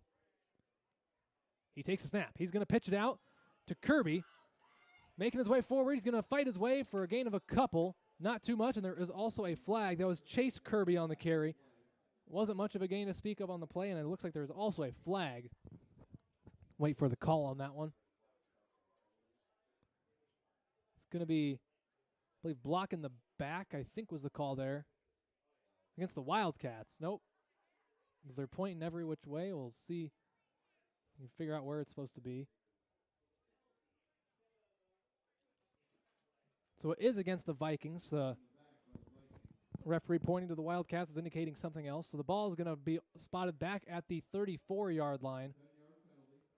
And they will, nope, they're going to move it an extra yard back to the 35, as that'll be 2nd down. And looks like 21 back at the Wildcat 35. 8:20 and counting here in the 4th as the Vikings break the huddle for the 2nd and long play. They need the 14 for a 1st down back at the 35. One receiver left, 3 to the right. Rochford by himself, takes a snap, looking to throw, rolling right, gets rid of it. Pass is going to be caught by Kirby. Birds is right there to make the tackle. The reception there will still be short of the original line of scrimmage as they're past the 30. Looks like they're going to spot it close to the 27-yard line. It'll be 3rd and about 14 for the Vikings. 3rd and long.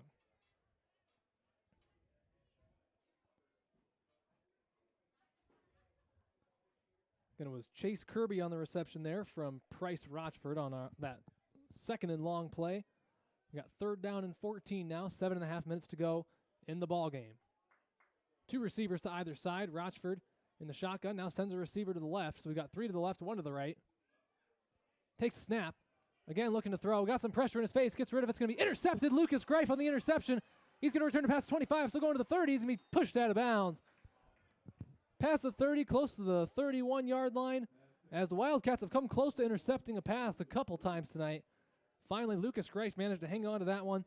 Get a decent return up to the 31-yard line where the Wildcats will take over 1st and 10.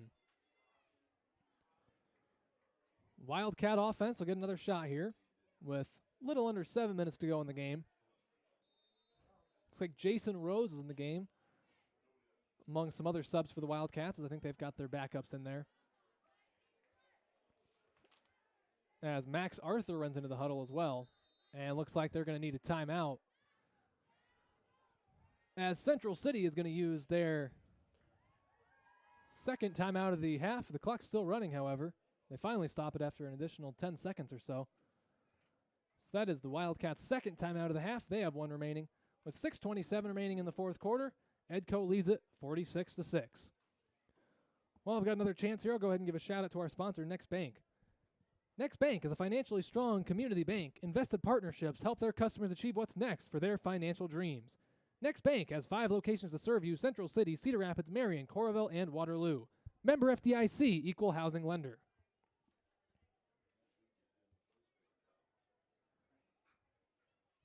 So just 1 timeout left for the Wildcats as they'll have the ball 1st and 10 from their own 31. As the Viking defense runs onto the field. And we're set to go here to resume play in quarter number 4. Looks like it's going to be Jason Rose and Matthew Klosterman, the 2 backs there in the backfield. Rose is going to take the snap, cuts it up the middle. Going to be taken down just shy of midfield. They will give him the 40-yard line on the carry. Nice run there by Rose, as that'll put him just a couple yards short of the 1st down. Going to call that a gain of 9. 2nd down and 1 from midfield. A lot of freshmen on the field now. Rose is a freshman, as is Klosterman, who is to his left in this for the snap there. As the backup's getting some playing time here tonight for the Wildcats. Again, Rose and Klosterman. Klosterman takes a snap. He's going to be he's spun out of a tackle, but he's going to be pushed down at midfield, so I don't think he gained anything there on that carry. As Matthew Closeman was the ball carrier, not his older brother Aiden. As they might give him half a yard or so. As they're trying to figure out where they're going to spot it officially. I think they're going to give him half a yard. They'll be about 3rd and inches, ball right about the 39-yard line. Couldn't be much closer to a first down here for the Wildcats. About the length of the football away from a fresh set of downs. Wildcats break the huddle. 3rd and inches, again, Klosterman and Rose. Rose is going to take the snap. He's going to his left, way back behind the line of scrimmage, and he's going to lose a bunch of yards there. On 3rd and inches, the Wildcats lose about 6. That'll set up 4th and 6. Rose was tackled all the way back at his own 35. So that'll set up 3rd down and 6. They need the 39 on the opposite side of midfield for a first down. 4.5 and counting to go in the ball game. Snap's going to go to Arthur, bobbles it, gets it. He's pushing his way forward. He's going to be close. I think he's going to be a yard short of the first down. So Max Arthur will come just about a yard short of the first down, and looks like he's a little slow getting up there. I think they're going to call an official timeout. No, that's going to be a turnover on downs there. As I said, just about a yard shy of the first down, as the Vikings will take over 1st and 10 from midfield.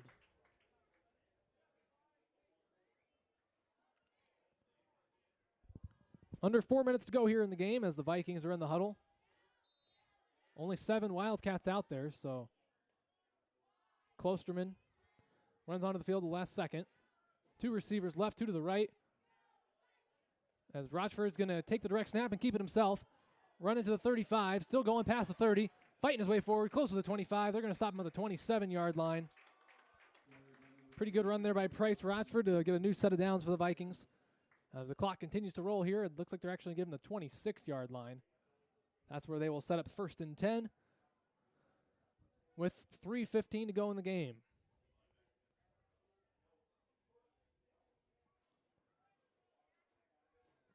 Viking offense in the huddle as a couple subs come on and off the field for the Wildcats. Vikings are going to split out 2 receivers to the right. Rochford will have a back to his left with 4 down linemen on the line of scrimmage. Rochford takes a snap. He's going to roll to his right, looking to throw. He's going to take off. Nobody in front of him. He's got a first down and more. He may go all the way, and Price Rochford's going to bring it all the way home. Touchdown Vikings as they extend their lead. Now lead at 52-6 here with 2:46 to go in the game.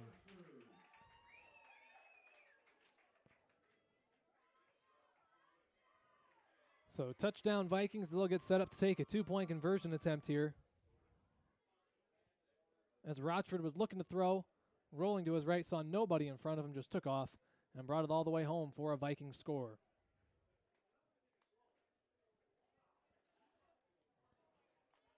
Vikings set to attempt the 2-point conversion. Receiver split out to the right. Rochford the back to either side of him there in the shotgun. He takes a snap. He's going to hand it off to Closer, and he's going to fall his way over after Braxton Davis takes him down, but not before he gets his way across the goal line for the 2-point conversion. And so with 2:46 remaining in the ball game, our score, Edgewood-Colesburg 54, Central City 6. So the Wildcats will get the ball back here on the kickoff. Not a whole lot of time left in the ball game. Just 2 minutes and 46 seconds remain on the clock. As the Viking kickoff team comes back out onto the field, it's still going to be Lance Voss to kick it off for the Vikings. His first kick was fielded around the 20-yard line. We'll see where the Wildcat return team sets up. Looks like Lucas Greif and Jack Kramer are going to set up at the 15-yard line, with Christopher Greif and Matthew Klosterman setting up at the 25. Viking kickoff team spreads out across the field as Voss gets set to send it away. Voss's kick, it's a short one. Going to be fielded by Christopher Greif, nearly loses it, gets it back, fighting his way forward to the 30. Pushed backwards, a little shy of the 30, I believe. And that's where the Wildcats will take over 1st and 10 with 2.5 minutes to go in the ball game. Ball will be spotted at the 29-yard line.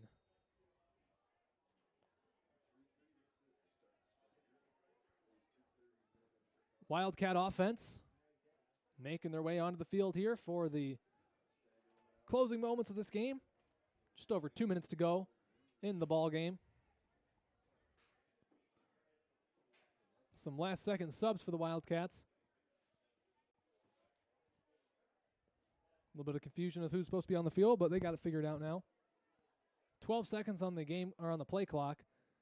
As they've got time, they can't waste any time here. Trying to figure out what they're doing. 4 seconds on the play clock. Down to 2-1 as they will just get the snap off. It's going to go to, couldn't get a number there. He's taken down. I believe that might have been Rose. Nope, it was Bob Bechtold on the carry. Bechtold, a senior running back for the Wildcats, took the direct handoff or took the direct snap there. Gained a couple across the 30 up to the 31-yard line. We'll call that 2nd down and 8 with 1:20 to go in the 4th quarter. Wildcats up to the line. They're going to go in the I formation. Bechtold to the running back. Klosterman hands it off to the fullback there. Brandon Hennick takes the carry. Lined up in the fullback position. Gains a couple more. It'll be 3rd and about 6. Maybe 7 as the ball is going to be spotted at the 33-yard line of the Wildcats. Under a minute to go here as we got 45 seconds remaining on the clock. And the Wildcat offense comes back up to the line of scrimmage.